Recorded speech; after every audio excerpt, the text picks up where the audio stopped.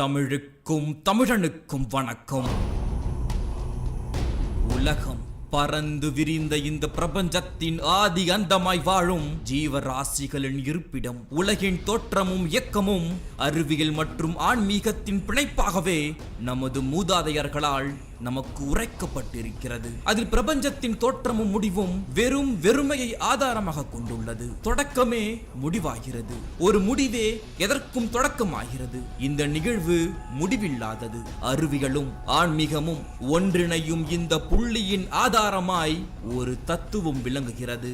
அதுதான் இன்று வரை பல ஆராய்ச்சியாளர்கள் தேடிக்கொண்டிருக்கும், பல சித்தர்கள் புரிந்து கொண்ட சிவ தத்துவம்.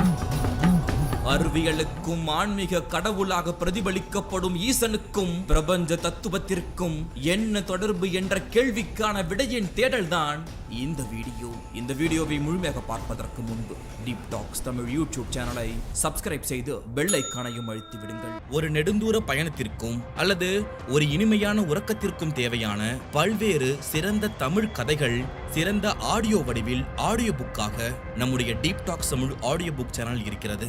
ஆன்மீகம் சார்ந்த கதைகள், அறிவியல் சார்ந்த கதைகள், கிரைம் த்ரில்லர் கதைகள் மற்றும் பல்வேறு தமிழ் நாவல்கள் ஆடியோ புக்காக உயர்ந்த ஆடியோ தொழில்நுட்பத்தில் நம்முடைய சேனல் இருக்கிறது. இதுவரை யூடியூபில் யாருமே தராத ஒரு ஹை குவாலிட்டி ஆடியோ வடிவில் கண்களை மூடி நீங்கள் அந்த கதைகளை கேட்கும் பொழுது மனதில் திரைப்படமாக பார்க்கும் வகையில் ஒவ்வொரு கதையும் உருவாக்கப்பட்டிருக்கிறது. ஆகவே உங்களுக்கு நேரம் கிடைக்கும் பட்சத்தில் நம் deep talks Tamil audio book சேனலை பாருங்கள். அதில் இருக்கின்ற பல்வேறு கதைகளை கேட்டு மகிழுங்கள். அந்த சேனலுக்கான லிங்கை கீழே தருகிறேன். இந்த வீடியோவை பார்த்துவிட்டு அந்த சேனலையும் பாருங்கள். உண்மையில் பிரபஞ்ச தத்துவமும் சிவ தத்துவமும் என்ன, அதற்கான ஒற்றுமை என்ன, இவற்றை ஒன்றிணைக்கும் புள்ளி எது என்ற கேள்விகளுக்கெல்லாம் ஆதியாக ஒருவன் இருக்கிறான். அவன்தான் நம் ஈசன். எதற்கான பிரதிபலிப்பாய் இந்த ஈசன் இருக்கிறான் என்று கேட்கும் பொழுது எது இல்லாததோ அதுவே சிவம் என்ற ஒரு பதில் கிடைக்கிறது. பிறக்கும் ஒவ்வொன்றும் அது பிறக்கும் இடத்திலேயே முடிவடைகிறது. தன்னில் தோன்றும் அனைத்தும் தன்னுள்ளே முடிவடைகிறது எனும் சிவ தத்துவத்தை ஒற்றை வரியில் விளக்குவது என்பது சித்தர்களுக்கு இயலாத காரியம். அப்படி இருக்கும் பொழுது நம்மால் எப்படி முடியும்? தன்னிலை மறந்து தன்னையே தொலைத்து தியான நிலையில் ஞான நிலையை அடைபவரே வாழ்வில் உன்னத நிலையை அடைகிறார் என்பது சிவனால் சொல்லப்படும் ஒரு தத்துவம். இந்த சிவ தத்துவத்தை புராணங்களும் சித்தர்களும் ஏன் அறிவியலும் அவரவர் போக்கிலே குறிப்பிட்டாலும் இவர்கள் அனைவரும் எடுத்துரைப்பது ஒன்றை மட்டும்தான். அன்பென்னும் பிடிக்கு மட்டுமே சிவம் பிடிபடும். மற்றபடி சிவத்தை அறிவது ஒரு பெரும் பாடு என்கிறார்கள். சித்தன் போக்கு சிவன் போக்கு என்பது நாம் அறிந்த ஒரு முதுமொழி, மூத்த மொழி. கால் போன போக்கிலோ மனம் போன போக்கிலோ போகக்கூடியவர் சிவன் அல்ல. அது அன்பின் பாதை. சிவனின் போக்கு என்றுமே சமநிலை என்னும் அன்பை மட்டுமே போதிக்கக்கூடியவை. இதையே திருமூலர் தனது பாட்டில் அன்பே சிவம் என்கிறார். அதாவது அன்பும் சிவமும் இரண்டென்பார் அறிவிலார், அன்பே சிவமாவது ஆறும் அறிகிலார் என்று சிவமும் அன்பும் ஒன்று என்பதை எடுத்துரைக்கும் இப்பாட்டின் அடுத்த வரி சிவனின் தத்துவத்தை எடுத்துரைப்பதாக அமைகிறது. அன்பே சிவமாவது ஆறும் அறிந்தபின் அன்பே சிவமாய் அமர்ந்திருப்பாரே எனும் திருமூலரின் வரிகள் அன்புதான் சிவம் என்பதை ஒருவர் அறிந்த பின் அந்த சிவமாய் அவர் அமர்ந்திருப்பார் என்று உரைக்கிறார். எந்த நிலையையும் சாராது ஒரு நிலையில் அமர்ந்திருப்போர் கூட சிவனேன்னு உட்கார்ந்திருக்கேன் அல்லது சிவனேன்னு கிடக்கிறேன் என்றுதான் கூறுவார்கள். இங்கு தான் என்பது ஏதும் இல்லை. என்னை முழுவதும் நீயே ஆட்கொண்டாய், நான் உன்னிடம் சரணாகதி அடைந்து உன்னையே அடைந்து உன்னிடத்தில் சரணடைந்தேன் எனும் மாபெரும் உலக தத்துவம் தான் இந்த சிவனேன் என்ற ஒரு ஒற்றை சொல்லிற்குள் ஒளிந்துள்ளது என்பதை நாம் புரிந்து கொள்ள வேண்டும். தவம் மேற்கொண்ட பல ஞானிகளின் வாழ்க்கை வரலாறு நமக்கு முன்னுதாரணமாய் பறைசாற்றுவது அர்ப்பணிப்பை மட்டும்தான். ஆண்டுகள் ஆகினும் அவரவர்கள் சிரமம் மேற்கொண்டு தவத்தை பூர்த்தி செய்ய தன்னை முழுவதும் அர்ப்பணித்திருப்பார்கள். அதன் தார்பரியம் ஒன்றே மனதை சமநிலை செய்து எண்ணும் செயலை மனதில் கொண்டால் எந்த தடையும் அதை தடுப்பதில்லை என்பதே. மனம் எதில் தீவிரமாக ஈடுபட்டிருக்கிறதோ அப்பொழுது வேறு சிந்தனைகள் மனதில் தோன்றுவதில்லை. அதுபோல்தான் பக்தியும் இருக்க வேண்டும் என்பதும் சித்தர்களின் குருவான சிவனின் மந்திரமாக இருக்கிறது.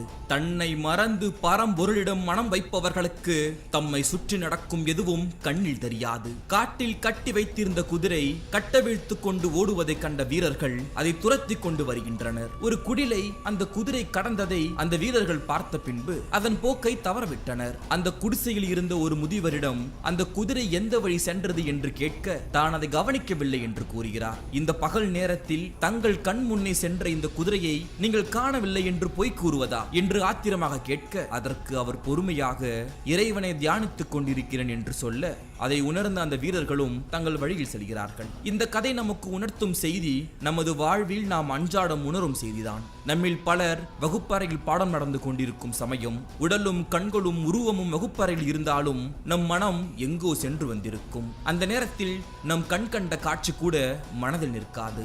இந்த கணம் கூட நம்மில் பல பேர் டிவி பார்த்து கொண்டே எண்ணத்தை எங்கோ வைத்திருப்பார்கள். வாகனம் ஓட்டும் பொழுதும் அலுவலக நேரத்திலும் கூட நம்மில் பலர் இந்த எண்ண ஓட்டத்தை அனுபவித்ததுண்டு.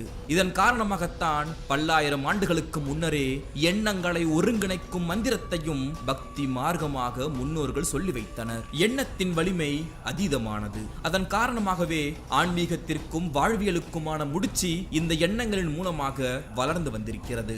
எண்ணகத்துள் எண்ணெய் அன்றியாதும் ஒன்றும் இல்லையே என்று சிவவாக்கியம் சொல்கிறது. என்னை எனக்குள் அருந்திடாதபடியால் வெளியில் தேடிக்கொண்டிருந்தேன். எனக்குள் இருக்கும் எண்ணமே நான் என்பதையும் என்னுள் இருக்கும் எண்ணத்தை தவிர இந்த உலகத்தில் உயரியது வேறென்றுமில்லை என்கின்ற அந்த உண்மையை நமக்கு எடுத்துரைக்கும் தத்துவம் சிவதத்துவம். இருந்தாலும் உடலை வருத்தி எதற்காக இறை வழிபாடு என்பது இன்றைய தலைமுறையில் பலரும் எதிர்கொள்ளும் ஒரு கேள்வி. இந்த கேள்வியை பல ஆண்டுகளுக்கு முன்னரே திருமூலர் தனது திருமந்திரத்தில் கூறியுள்ளார். என்பே விறகா இறைச்சி அரிதிட்டு பொன்போர் கனலில் பொரிய வறுப்பினும் அன்போடு உருகி அகம் குழைவார் கன்றி என் போல் மணியினை எய்த ஒன்னதே. அதாவது நம் எலும்புகளை விறகாக்கி அதில் நமது உடலை இட்டு வருத்தி எடுத்து செல்லும் கடுந்தவத்தினால் இறையை உணர்ந்திட முடியாது. உள்ளத்தில் உண்டாகும் அன்பின் மிகுதியால் அகம் குழைய வேண்டும். அன்பு என்னும் தன்னலம் இல்லாத நிலையே இறை என்னும் பரம்பொருளை உணர்ந்திட செய்யும் என்று அவர் உரைக்கிறார். இந்த அன்பு என்னும் சிவனை பின்பற்றும் அனைவருமே அன்று சித்தர்களாகினர். ஒன்றின் மீதான அதீத பற்றை பித்து என்பார்கள். பணத்தின் மீது பித்து கொண்டவர்கள் பணப்பித்து கொண்டும், பெண்கள் மீது பித்து கொண்டவர்கள் பெண் பித்து கொண்டும் வாழ்ந்து வருகின்றனர். அதே போல் இந்த ஈசனை நினைத்து அவனை தொழுது வந்த அனைவரும் சித்தர்களாக வாழ்ந்து வந்துள்ளனர். சித்தர்கள் தங்கள் சித்தத்தில் சிவனை வைத்து சிந்தனை செய்து சிவம் எனும் பரம்பொருளை கண்டவர்கள். அந்த சிவ சிந்தனை கொண்டு மனித வாழ்வின் மேம்பாட்டிற்கு வழிவகுத்தவர்களே சித்தர்கள் எனும் மகா புருஷர்கள். செகமெல்லாம் சிவம் என்றே அறிந்தோன் சித்தன், சிந்தை தெளிந்திருப்பான் அவனே சித்தன். வால்மீகியின் ஞான பாடலில் சித்தர்கள் இந்த உலகையே சிவமாக பார்ப்பார்கள் என்று உரைக்கிறது. அன்பே சிவம் என்னும் திருமூலரின் வாக்குப்படி சித்தர்களின் நெறி அன்பு நெறியாகவே இருந்திருக்கிறது. இறைவன் என்பவன் வெளியில் இல்லை, உன்னுள் இருக்கிறான் என்பதும் பரம்பொருளின் வடிவத்தை மந்திரங்களின் மூலமாக உணர முடியும் என்பதும் அவர்களின் தாற்பரிக கோட்பாடாக இருந்துள்ளது. 18 சித்தர்கள் நம் நாட்டில் இருக்கிறார்கள். இந்த அனைவருக்கும் முதன்மையான சித்தராக ஈசன் நம் சிவன் விளங்குகிறார். சிவனை குறிக்கும் ஒவ்வொரு வரலாறும் ஒரு தத்துவத்தை நமக்கு உணர்த்தி கொண்டே இருக்கும். சிவனின் உடுக்கையில் இருந்து உருவான ஓம் எனும் பிரணவ மந்திரமே படைத்தல், காத்தல், அழித்தல், மறைத்தல், அருளல் எனும் 5 பணிகளுக்கு அடிப்படையாக அமைந்துள்ளது. ஓம் எனும் பிரணவ மந்திரத்தை உச்சரிக்கையில் அது நம்மை சுற்றியுள்ள சூழலை முற்றிலும் ஆக்கப்பூர்வமாக மாற்றி மனதையும் உடலையும் ஒருநிலைப்படுத்தி எண்ண ஓட்டத்தை சீராக்கி மனதை அமைதிப்படுத்தும் என்பது அறிவியல் ஆராய்ச்சி சொல்லும் ஒரு உண்மை. இன்றைய ஆராய்ச்சி முடிவை ஆதியிலேயே உரைத்தவன் இந்த ஈசன். ஆச்சரியங்களின் உச்சமாக விளங்கும் சிதம்பரம் நடராஜரே இந்த 5 பணிகளுக்கும் ஆதாரமாக விளங்குகிறார். அதை பற்றி நாம் ஒரு காணொளியை பதிவு செய்திருக்கிறோம். வலக்கையில் உள்ள உடுக்கை படைத்தலையும், இடக்கையில் உள்ள நெருப்பு அழித்தலையும், இன்னொரு வலக்கையில் உட்புறம் அருளையும், இன்னொரு இடக்கை உட்புறம் மறைத்தலையும், ஆணவத்தை மிதித்த பாதமும் தூக்கிய பாதமும் காத்தலையும் பறைசாற்றுகிறது. எங்கும் உள்ளவர், எல்லாம் உடையவர், அனைத்தும் அறிபவர், எதற்கும் ஆட்படாதவர் என்னும் குறிப்புகள் அனைத்தும் சிவனை அன்றி வேறு எதையும் குறிக்கவில்லை. அவை அனைத்திற்கும் மேலாக சிவனின் தத்துவம் ஆன்மீகத்திற்கும் அறிவியலுக்கும் தாற்பரியமாக விளங்குகிறது என்பதை அவரின் மந்திரத்தில் உணரலாம். நமச்சிவாய என்னும் பஞ்சராட்சரம் சொல்லும் உண்மை சிவ தத்துவத்தின் ஆணிவேராகவே விளங்குகிறது. நிலம், நீர், நெருப்பு, காற்று, ஆகாயம் ஆகிய பஞ்சபூத தலங்களின் ஆதாரமாக சிவனே இருக்கிறார். ஆன 5 எழுத்துலே அண்டமும் அகண்டமும், ஆன 5 எழுத்துலே ஆதியான மூவரும், ஆன 5 எழுத்திலே அகாரமும் மகாரமும் எனும் சிவ வாக்கியரின் வாக்கில் இருந்து இந்த அண்டமும் ஆகாயமும் மும்மூர்த்திகளும் ஆ ஊ மா எனும் ஓங்கார மூல ஓசைகளும் நமச்சிவாய எனும் 5 எழுத்துக்களில் அடங்கும் என்பதை உணரலாம். ஆன்மீகத்தின் அடிப்படை மந்திரமாகவே இந்த நமச்சிவாய எனும் மந்திரம் சிவனால் உரைக்கப்படுகிறது என்றாலும் இதன் அறிவியல் தன்மை நம்மை ஆச்சரியங்களின் உச்சாணி கொம்பில் நிறுத்திவிடும். நமச்சிவாயம் எனும் மந்திரத்தின் உண்மை உணர்ந்தால் அந்த மெய் வடிவம் நம் வடிவமாக நம்முள் நிற்கும் என்பது 4 மறைகளும் உரைக்கும் உண்மையாக ஆன்மீகத்தில் உணரப்படுகிறது. இதன் அறிவியல் வடிவை இன்றைய அறிவியலாளர்கள் நமச்சிவாய எனும் மந்திரத்தின் சப்தம் நமது நாடி நரம்புகளின் பாசிட்டிவ் வைப்ஸ் எனும் நல்ல அலைகளை உருவாக்குவதாக கூறுகிறார்கள். உடலினுள் பாசிட்டிவ் எனர்ஜியை உருவாக்குவதுடன் தீய எண்ணங்களில் இருந்து மனதை விடுபட செய்யும் என்பதையும் இது கூறுகிறது. மேலும் இந்த மந்திரம் நம்முடைய வாழ்வில் போக்கஸ் என்னும் தெளிவு நிலையை உண்டாக்குவதுடன் மனதிற்கான அமைதியை வழங்குகிறது என்பதை பல்வேறு ஆராய்ச்சிகளின் மூலமாக எடுத்துரைக்கிறார்கள். இந்த அறிவியலை ஆன்மீகத்துடன் அன்றே முடிச்சு போட்டவன் நம் சித்தாந்தங்களின் தலைவன் ஈசன். இந்த காணொளியை மேலோட்டமாக பார்க்கும் பொழுது ஒரு ஆன்மீக பதிவாக உங்களுக்கு தோன்றலாம். ஆனால் ஈசனை நாம் ஆன்மீகத்தோடு வைத்து பார்க்க கூடாது. சித்தர்களும் அதைத்தான் கூறினார்கள். ஆன்மீகத்திற்கு அப்பாற்பட்டு அறிவியலுக்கு அப்பாற்பட்டவன் இந்த ஈசன் என்பதுதான் அதன் தத்துவம். ஆக இதை ஒரு ஆன்மீக பதிவாக பார்க்காமல் ஒரு அறிவியல் பதிவாக பார்க்கும் பொழுது அதனுடைய கண்ணோட்டம் வேறுபடுகிறது. சித்தர்கள் ஏன் சிவ வழியை பின்பற்றினார்கள்? இந்த பிரபஞ்சம் சொல்லும் தத்துவங்கள் 1000 இருப்பினும் சிவனின் சித்தாந்தம் சித்தர்களை எப்படி பின்பற்ற வைத்தது?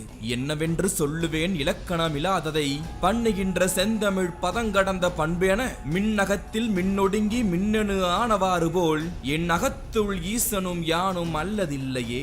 இந்த பாடலின் பொருள் இப்படித்தான் இருப்பார் என்று இலக்கணத்தில் வர்ணிக்க முடியாத இறைவன், செந்தமிழ் சொற்களாலும் பண்புடன் கூற முடியாத ஒரு பொருள், மின்னலுடன் சேர்ந்த மின்னலும் மின்னலாக ஆனது போல் எமது உள்ளத்து ஆன்மாவோடு இணைந்து ஆன்மாவாக இருப்பது சிவமே, அந்த சிவமன்றி வேறெதும் இல்லையே எனும் சிவவாக்கிய சித்தருடைய பாடலின் கருத்தே சிவம் குறித்த சித்தர்களின் எண்ணமாக இருந்தது. அத்துடன் சேர்த்து உள்ளத்தில் தெரியும் ஒளியை அறிந்து கொண்டால் நீயும் நானும் சிவனே எனும் தத்துவத்தையும், நெருப்பறை திறந்த பின்பு நீயும் நானும் ஈசனே என்று ஒற்றை வரியில் உரைக்கிறார். தலைக்கு மேலுள்ள வெட்ட வெளியை மெய்யான பொருள் என்று உணர்ந்தவரிடத்தில் வேறு ஜால வார்த்தைகள் எடுபடுவதில்லை என்பதை, வெட்ட வெளி தன்னை மெய் என்று இருப்போருக்கு பட்டயம் ஏதுக்கடி குதம்பாய் பட்டயம் ஏதுக்கடி என்றும், மனிதர்களின் மன வேகம் அடங்குவதே யோகமாகும் என்பதனை வேகம் அடங்கி விளங்கும் மெய்ஞானிக்கு யோகம்தான் ஏதுக்கடி குதும்பாய் யோகம்தான் ஏதுக்கடி என்றும் சிவ தத்துவத்தை மனிதர்களிடம் விதைத்துள்ளார் குதம்பை சித்தர். தங்களுடைய உடலை கோவிலாகவும் உள்ளத்தை இறைவன் உரையும் உறைவிடமாகவும் கருதி இந்த உலக பற்றை விடுத்து வாழ்ந்தவர்கள் சித்தர்கள். இயற்கையை உணர்ந்தவர்கள், மனதை அடக்கி ஆள தெரிந்தவர்கள், நிலையான எண்ணத்தை கொண்டவர்கள், மூச்சை கட்டுப்படுத்தி மரணத்தை வெல்ல தெரிந்தவர்கள், மாற்றம் என்பதை மட்டுமே நிலையென அறிந்தவர்கள், தன்னுள் உறையும் இறைவனை கண்டு அதனுடன் ஒன்றி தங்கள் சக்தியையும் ஆற்றலையும் ஒன்றிணைக்கும் வல்லமை படைத்தவர்கள், பிரபஞ்ச ரகசியத்தை அறிந்த சிரஞ்சீவிகள் சித்தர்கள். எந்தவித பேதமும் காணாமல் ஆசை பாசம் மோகம் பந்தம் போன்ற உலக பற்றை விடுத்தவர்கள் இந்த சித்தர்கள். அஷ்டமா சித்திகளை பெற்றவர்கள். அனிமா மகிமா லகிமா பிரார்த்தி பிரகாமியம் ஈச தத்துவம் வசித்துவம் மற்றும் கரிமா எனும் யோக நெறிகளை கொண்டு வாழ்ந்தவர்கள். இந்த சித்திகளை பற்றியும் இதன் பொருளையும் நாம் இங்கு பார்க்க வேண்டும். அனிமா அணுவை காட்டிலும் மிக சிறிய உருவத்தில் உலவும் ஆற்றல் கொண்டது இந்த சித்தி. மகிமா மலையினும் பெரிய உருவம் தாங்கி நிற்கும் ஆற்றலை உடையது இந்த சித்தி. லகிமா உடலை பாரம் இல்லாமல் லேசாக செய்து நீர் சேறு முதலியவற்றில் அழுந்திடாமல் காற்றை போல் விரைந்து செல்லும் வல்லமை கொண்ட சித்தி. பிரார்த்தி நாம் விரும்புவதையும் நினைத்த உடனே அதன்படியே அடையும் வல்லமையை தருவது இந்த சித்தி. பிரகாமியம் தம் நினைவின் வல்லமையால் எல்லாவற்றையும் நினைத்தவாறே படைக்கும் ஆற்றலை தருவது இந்த சித்தி. ஈச தத்துவம் அனைவரும் தம்மை வணங்கும்படியாக தெய்வத்தன்மையை தரும் ஆற்றல் கொண்டது இந்த சித்தி. வாசித்துவம் உலகம் அனைத்தையும் தன் வசப்படுத்தி அதை நடத்தும் ஆற்றலை பெருக செய்யும் இந்த சித்தி. கரிமா ஐம்புலன்கள் அடையும் இன்ப துன்பங்களை பற்றி கவலை கொள்ளாமல் அவைகளுடன் சம்பந்தப்படாமலும் இருக்கும் வல்லமை அளிக்கும் இந்த சித்தி. இந்த 8 சித்திகளும் கொண்ட வாழ்க்கை முறைகளையே தங்கள் வாழ்வியலாக கொண்டு சித்தர்கள் வாழ்ந்து வந்துள்ளனர். அறிவியலுக்கும் ஆன்மீகத்திற்கும் அப்பாற்பட்ட சிவ சித்தாந்தத்தை வெளிப்படுத்தும் இந்த 8 சித்திகளும் கூறுபவை ஒன்றை மட்டுமே. அது அணுவோ மலையோ உலகையும் உடலையும் வசப்படுத்துவதோ வணங்க வைப்பதோ புலன்களை கட்டுப்படுத்துவதோ என எதுவாகினும் அது நம் எண்ணங்களின் ஒன்றிணைதல் மூலமாகவே நிறைவேறும்.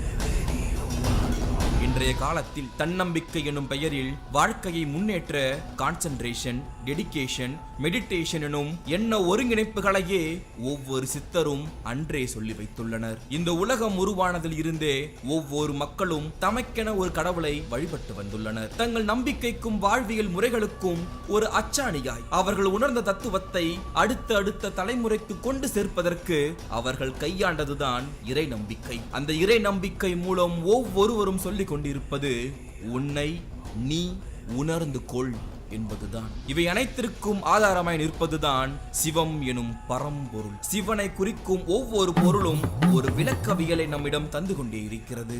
உதாரணமாக திருநீலகண்டன் என்னும் பெயருடன் விளங்கும் ஈசன் தனது தொண்டையில் ஆழகால விஷத்தை அடக்கி வைத்துள்ளார் என்பதை புராண கதைகள் சொன்னாலும் உண்மையில் அது சொல்ல வருவது நமக்கு எவ்வளவு கோபம் வந்தாலும் அதன் மூலம் கடுஞ்சொற்கள் வந்தாலும் அதை நமது தொண்டையில் நிறுத்தி சொல்லையும் கோபத்தையும் கட்டுப்படுத்த தெரிந்து வைத்துக் கொள்ள வேண்டும் என்பதை அதுவே சிவ தத்துவம். அதையே சித்தர்கள் பின்பற்றினார்கள். மனம், அறிவாற்றல், முனைப்பு ஆகிய மூன்றினையும் ஒன்றிணைப்பதை சிவன் கையில் உள்ள திரிசூலமும், தேடலின் தொடக்கம் அறியாமையின் முடிவாகிறது எனும் தத்துவத்தை ஜடா முடியில் இருக்கும் கங்கையையும், பயத்தை ஒழித்து துணிவை வளர்க்க புலித்தோலும், தூய்மையை எடுத்துரைக்கும் ருத்ராட்சத்தையும், அமைதி மற்றும் நிலைத்தன்மை மட்டுமே வாழ்வின் நிம்மதிக்கு தேவை என்பதை உணர்த்தும் சிவனின் ஆழ்நிலை தியானமும் என ஒவ்வொரு அசைவும் ஒவ்வொரு பொருளும் நமக்கு சிவத்தை மட்டுமே பறைசாற்றுகிறது. சிவன் எனும் தத்துவத்தை தெய்வமாக மட்டும் பார்க்காமல் அதை தத்துவமாகவும் வாழ்க்கையாகவும் பார்க்க வேண்டும் என்பதே சித்தர்களின் சித்தமாக இருந்துள்ளது. அதையே அவர்கள் வெவ்வேறு கோணத்தில் எடுத்துரைத்துள்ளனர். காற்றில் ஆடும் ஊஞ்சல் கயிறின் துணையுடன் ஆடுகிறது. அந்த கயிறு அருந்துவிடும் பட்சத்தில் அந்த ஊஞ்சல் தரையில் நிலையாக அமர்ந்து விடுகிறது. அதுபோல் நமது உயிரும் பல கயிறுகளால் இந்த உலகில் நடைபோடுகின்றது. அந்த கயிறு அறுபடும் வேளையில் உயிரானது சிவம் என்னும் சித்தாந்தத்தை உணர்கிறது என்பதை நம் செயலற்று இந்த நாம் அற்றபின் நாதன் செயல்தானே என்ற பாடலின் மூலம் திருவுந்தியார் கூறுகிறார். சக்தியும் சிவனும் வெளியில் அல்ல, அறிவினை கொண்டு மனதால் அறிகையில் அதுதான் தான் என்பது புலப்படும் என்பதை பெருகி நின்ற சக்தி சிவம்தான் தான் என்று பூனப்பா அறிவதனால் மனமே பூண்டு என அகத்தியர் கூறியுள்ளார். சித்தராய் போகுமென்று பேசிக்கொண்டு சிவனவனும் யோசனையே செய்தார் பின்பு என்று சிவனை சித்தராக கொங்கனார் குறிப்பிடுகிறார். நவபாஷண சிலை வடித்த போகரோ தானான சிவன் தன்னை பாலில் போட்டு தனித்தும் அடுப்பேற்றி எரித்து கொண்டு ஊனான தொலர்த்தியே அடித்து நைய ஒரு சிலை வடிகொண்டு சூரணமே செய்து என்று சிவனை மருந்து பொருளாக குறிப்பிடுகிறார். சித்தர்களின் சித்தாந்தம் ஒன்றாக மட்டுமே இருந்துள்ளது. எதையும் போக்க வல்லது சிவம். அந்த சிவமே அனைத்திற்கும் ஆதாரம். இறுதியாக இந்த சிவன் யார் என்ற கேள்விக்கு புராணம் சொல்லும் விளக்கத்தையும் ஒரு முறை பார்த்துவிட்டு வருவோம். சிவனிற்கு மனமுடிக்க பார்வதியை பேசும் தருவாயில் சிவன் யார் என்ற கேள்வி எழுந்தது. அதற்கு பதிலாக நாரத முனி தனது வீணையின் மூலம் ஒளியை எழுப்பினார். கேள்விக்கும் அந்த ஒளிக்கும் என்ன சம்பந்தம் என்ற கேள்வியை நாரதரிடத்தில் வைக்க இந்த சிவம் சுயம்புவாக உருவானவர். தாயோ தந்தையோ பூர்வீகமோ முன்னோர்களோ பாரம்பரியமோ அல்லாதவர். அவர் அனைத்தையும் கடந்தவர். இந்த பிரபஞ்சத்தை தன்னுள் அங்கமாக்கி கொண்ட ஒரு யோகி. அவருக்கு முன்னோடி ஒன்று மட்டுமே, அதுதான் சப்தம். இந்த பிரபஞ்சம் உருவாக தொடங்கும் பொழுது முதலில் உருவானது ஒளி மட்டுமே. அதுபோல இந்த சிவனும் ஒன்றுமற்ற வெறுமையில் இருந்து ஒளியின் மூலம் தோன்றினார். அதை உணர்த்தவே நான் இந்த ஒளியை எழுப்பியதாக நாரதர் கூறுகிறார். இந்த விளக்கம் சிவன் யார் எனும் கேள்விக்கு புராணங்கள் சொல்லும் விளக்கமாக இருப்பினும் அந்த புராணத்தை தாண்டிய உண்மை சிவன் எங்கும் உள்ளான், உங்களுக்குள்ளும் உள்ளான். எது இந்த பிரபஞ்சத்தில் உள்ளதோ அதுவே உங்களுக்குள்ளும் உள்ளது. நீ எதை தேடுகிறாயோ அதுதான் நீ அதுவாகவே இருக்கிறாய். பிரபஞ்சமும் இந்த சிவமும் ஒன்று. பிரபஞ்சமும் இந்த சிவமும் ஒன்றாக இருக்கும் பட்சத்தில் அது முடிவில்லாதது. அந்த முடிவை தேடுகையில் உன்னை நீ உணர்கிறாய், அந்த உணர்வே சிவமாக இருக்கிறது என்பதை இங்கு நாம் புரிந்து கொள்ள வேண்டும். ஆன்மீகத்தையும் அறிவியலையும் முடிச்சு போட்டு நிற்கும் உருவமாய் சிவம் விளங்குகிறது. ஏனெனில் வாழ்வியலுக்கு தேவையான அனைத்தையும் கொண்டதுதான் இந்த சிவ தத்துவம். வாழ்க்கை தத்துவத்தை உணர்ந்த சித்தர்களும் நம் முன்னோர்களும் அடுத்த தலைமுறைக்கு அதை சிவன் என்னும் ஒற்றை சொல்லில் அடக்கி கொடுத்துள்ளனர். சிவம் என்பது தத்துவம் எனில் சிவன் தெய்வமாகவும் ஒரு குறிப்பிட்ட சமயத்தை சார்ந்ததாகவும் ஒரு பிரிவையோ ஒரு இனத்தையோ சார்ந்தவன் சிவன் என்ற பிரிவினைகள் எவ்வாறு ஏற்பட்டன என்ற கேள்விக்கு காலம் காலமாக நம்மை பிரித்தாலும் சூழ்ச்சியை பலரும் செய்து வந்துள்ளனர் என்ற விடை நம்மிடமே இருக்கிறது. சிவம் என்பதை மதமாகவோ தெய்வமாகவோ பார்ப்பதற்கு முன்னால் ஒரு வாழ்வியல் தத்துவமாக பார்க்க வேண்டும் என்பதே நமது சித்தர்களின் சித்தமாக இருந்துள்ளது. இவர் உயர்ந்தவர், இவர் தாழ்ந்தவர் என்ற பாகுபாடு இல்லாமல் வாழ்வின் உன்னத நிலைக்கு ஏற்ற தத்துவத்தை நமது முன்னோர்கள் சொல்லி வைத்துள்ளனர். இந்த வரியை கேளுங்கள். தத்துவம் சிவமதாகில் தற்பரமும் நீரல்லோ.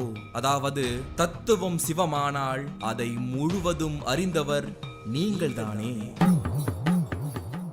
பஞ்சபூதங்களின் தலைவன், யோக மரபின் முதல்வன், உலகின் முதல் யோகி, சித்தாந்தங்களின் சித்தன் இந்த சிவன்.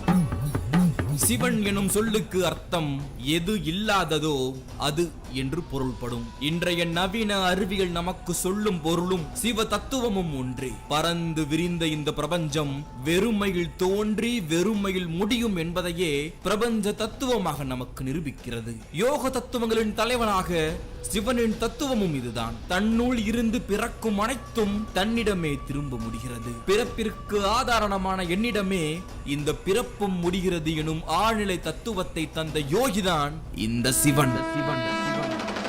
அறிவியலுக்கும் ஆன்மீகத்திற்கும் அப்பாற்பட்ட தத்துவம் இந்த சிவ தத்துவம். உலகில் எங்கும் இல்லாத வண்ணம் அறிவியலும் ஆன்மீகமும் நமது முன்னோர்களால் பிணைக்கப்பட்டுள்ளதை நாம் இன்று கண்டு வருகிறோம். அதற்கு ஒரு சிறந்த எடுத்துக்காட்டு நிலம், நீர், காற்று, ஆகாயம் மற்றும் நெருப்பு எனும் ஐம்பெரும் சக்திகளுக்கு பிரதானமாய் சிவனை கொண்டு பல நூற்றாண்டுகளுக்கு முன்னர் உருவாக்கப்பட்ட பஞ்சபூத தலங்கள். காஞ்சிபுரத்தில் நிலத்திற்கு ஆதாரமாய் பிருத்திவிலிங்கம், திருவண்ணாமலையில் நெருப்பிற்கு ஆதாரமாய் ஜோதிலிங்கம், திருச்சியில் நீருக்கு ஆதாரமாய் ஜம்புலிங்கம், சிதம்பரத்தில் ஆகாயத்திற்கு ஆதாரமாய் ஆகாயலிங்கம், திருக்காலத்தி எனும் காளஹஸ்தியில் காற்றிற்கு ஆதாரமாய் வாயுலிங்கம். இவ்வாறு ஐம்பெரும் சக்திகளை உள்ளடக்கிய சிவனே அந்த பஞ்ச சக்திகளின் வெளிப்பாடாய் விளங்குகிறான். அனைத்திற்கும் கிரீடம் வைத்தார் போல் இந்த 5 பஞ்சபூத தலங்களும் நம் முன்னோர்களான தமிழர்களால் உருவாக்கப்பட்டது. அறிவியலின் ஆய்வுகளுக்கு இன்றும் இந்த 5 ஆலயங்களும் மர்மமாகவே விளங்கி வருகின்றன. காற்றிற்கு ஆதாரமாய் விளங்கும் திருக்காலத்தி எனும் காளஹஸ்தியில் வீற்றிருக்கும் வாயுலிங்கம் குறித்தும் அதன் தத்துவத்தை குறித்தும் தான் நீங்கள் பார்க்க போகிறீர்கள். திருப்பதியில் இருந்து வடக்கில் 38 கிலோமீட்டர் தொலைவில் அமைந்துள்ளது வாயு தலமான ஸ்ரீ காளஹஸ்தி ஆலயம். இந்த ஆலயம் புதைத்து வைத்திருக்கும் ஆலய வரலாற்றில் ஆன்மீகமும் அறிவியலும் இரண்டர கலந்தே உள்ளன. முதலில் புராண கதையை நாம் இங்கு தெரிந்து கொள்வோம். முன்னொரு யுகத்தில் கற்பூர லிங்கத்தை உருவாக்கி அதன் முன் பல ஆண்டுகளாக வாயு பகவான் தியானிக்க அவர் முன் தோன்றிய சிவன் வழங்கிய வரத்தின் காரணமாக இந்த கற்பூர லிங்கம் வாயு லிங்கமாக பெயர் காரணம் பெற்றது. ஸ்ரீ காளஹஸ்தி மலைக்கு தென் கைலாயம் எனும் சிறப்பு பெயரும் உண்டு. அதன் பின்புறத்தில் இருவேறு வரலாறுகளும் உண்டு. வாயு பகவானுக்கும் ஆதிசேஷனுக்கும் நடைபெற்ற யார் பலசாலி என்ற போரில் ஆதிசேஷன் கைலாய மலையை சுற்றி கொள்ள வாயு பகவான் தான் காற்று மொத்தமும் கொண்டு அந்த மலையை பெயர்த்தெடுக்க முயற்சிக்கிறார். பல ஆண்டுகளாக நடைபெற்ற போரில் வாயு பகவான் வெற்றி பெற கைலாய மலை காற்றில் பெயர்க்கப்பட்டு 8 துண்டுகளாக வீழ்ந்தது. தெற்கில் வீழ்ந்த மலைப்பகுதியே இந்த ஸ்ரீ காளஹஸ்தி எனும் மலை. மேலும் சிவனுக்காக அழகிய கைலாய மலையை பிரம்மா உருவாக்கி கொண்டிருந்த தருணத்தில் ஒரு சிறு பகுதி கைலாயத்தில் இருந்து உடைந்து தென்பகுதியில் விழுந்து ஸ்ரீ காளஹஸ்தி மலையானது எனவும் இந்த மலைக்காக சொல்லப்படும் வரலாறுகளில் ஒன்று. ஸ்ரீ காளஹஸ்தி எனும் பெயரில் இன்னும் பல வரலாறுகள் உண்டு. பல நூறு ஆண்டுகளுக்கு முன்னர் காடாக இருந்த இந்த இடத்தில் வீற்றிருந்த சுயம்புலிங்கம் மழையில் நனையாதிருக்க தன் உமிழ்நீர் கொண்டு சிலந்தி ஒன்று வலையை உருவாக்கி வழிபட்டு வந்தது. வானில் இருந்து இடித்த ஒரு பெரும் இடியில் அந்த சிலந்தி வலை பற்றி எரிந்து கொண்டிருக்க கவலை கொண்டு அந்த தீயில் விழுந்து தனது உயிரையும் மாய்த்து கொண்டது சிலந்தி. அதே போல் தன் மாணிக்க கற்களை கக்கி நாகம் ஒன்று அர்ச்சனை செய்து வழிபட்டு வந்தது. அதே சமயம் அங்கிருந்த யானை ஒன்று தினமும் ஆற்றில் நீரை எடுத்து வந்து தும்பிக்கை மூலம் லிங்கத்திற்கு அபிஷேகம் செய்து வழிபட்டு வந்தது. இதனால் கோபமுற்ற அந்த நாகம் யானையின் தும்பிக்கை உள்ளே சென்று அபிஷேகம் செய்ய முடியாதபடி அடைத்துக் கொண்டது. மூச்சுவிட முடியாமல் யானை தும்பிக்கையை அங்கும் இங்கும் அடிக்க பாம்பும் யானையும் ஒன்றாக தங்கள் உயிரை விட்டன. இவற்றின் பக்தியை மெச்சிய சிவன் சிலந்தி, நாகம் மற்றும் யானைக்கு மோட்சம் நல்கியதுடன் தன்னுடன் இணைத்துக் கொண்டார். இன்றும் இந்த தலத்தில் உள்ள லிங்கத்தின் கீழே 2 தந்தங்களும் மேலே நாகமும் சிலந்தியும் இருப்பதை காணலாம். ஸ்ரீ காளகஸ்தியில்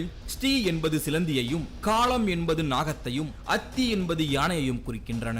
இங்குள்ள கண்ணப்பரும் காலத்தினாதரின் வரலாற்றில் முக்கிய பங்காற்றுகிறார். ஒரு சமயம் காட்டில் உள்ள லிங்கத்திற்கு அந்தனர் ஒருவர் தினமும் பூஜைகள் செய்து வந்தார். ஒரு நாள் காலை வந்து பார்க்கையில் சிவபெருமான் முன்பு பன்றிக்கறி படைக்கப்பட்டு இருப்பதை கண்டு அதிர்ச்சிக்கு உள்ளானார். கவலையில் திளைத்த அந்தனருக்கு அசரீரியாய் ஒலித்த இறைவன், நாளை யார் இதை செய்கிறார் என்பதை மறைந்திருந்து பார் என்று கூறினார். அந்தனரும் அடுத்த நாள் தன்னுடைய பூஜையை முடித்த பிறகு ஒரு மரத்தின் பின்பு ஒளிந்து கொண்டு பார்த்து கொண்டிருந்தார். அந்த சமயம் அங்கு வந்த ஒரு வேடன் தான் வேட்டையாடி கொண்டு வந்த மானை சிவலிங்கத்திற்கு படைத்துவிட்டு தன் வாயை கலசமாக கொண்டு அருகில் இருந்த சொர்ணமுகி ஆற்றில் இருந்து நீரை எடுத்து வந்து அபிஷேகம் செய்தான். அந்த நேரம் லிங்கத்தின் ஒரு கண்ணில் இருந்து ரத்தம் வர தன்னுடைய கண்ணை பெயர்த்து எடுத்து அங்கு வைக்கிறான். ரத்தம் நிற்கிறது. சிறிது நேரத்தில் மற்றொரு கண்ணில் இருந்து ரத்தம் பெருக்கெடுக்க தன்னுடைய மறு கண்ணையும் நோண்ட துணிகிறான். இரண்டாவது கண்ணையும் எடுத்து விட்டால் எடுத்த கண்ணை எங்கே வைப்பது என்று தெரியாதல்லவா? அதனால் தன்னுடைய கால் கட்டை விரலை எடுத்து லிங்கத்தின் கண்ணில் அடையாளமாக வைத்து தன்னுடைய கண்ணை பெயர்த்தெடுக்க அவன் முன் தோன்றிய சிவபெருமான் அவன் கண்களை திருப்பி தந்து திண்ணப்பன் எனும் வேடனை கண்ணப்பனாக உலகிற்கு அடையாளப்படுத்துகிறார். கோவிலின் வரலாக இவை இருப்பினும் சிவன் எனும் ஆதி யோகி நமக்கு எடுத்துரைக்கும் கருத்து ஒன்றே. சிலந்தியாயினும் நாகமாயினும் யானையாகினும் மனிதனாகினும் அவர்களின் பக்தி எனும் இறைநிலை ஒரே குறிக்கோளை கொண்டது. தான் எனும் நிலை மறந்து தன்னை தொலைத்து தியான நிலை எனும் ஞான நிலையை அடைபவரே உலகில் உயர்ந்தவர் எனும் தத்துவமே இங்கு சிவனால் உலகிற்கு சொல்லப்படும் தத்துவம்.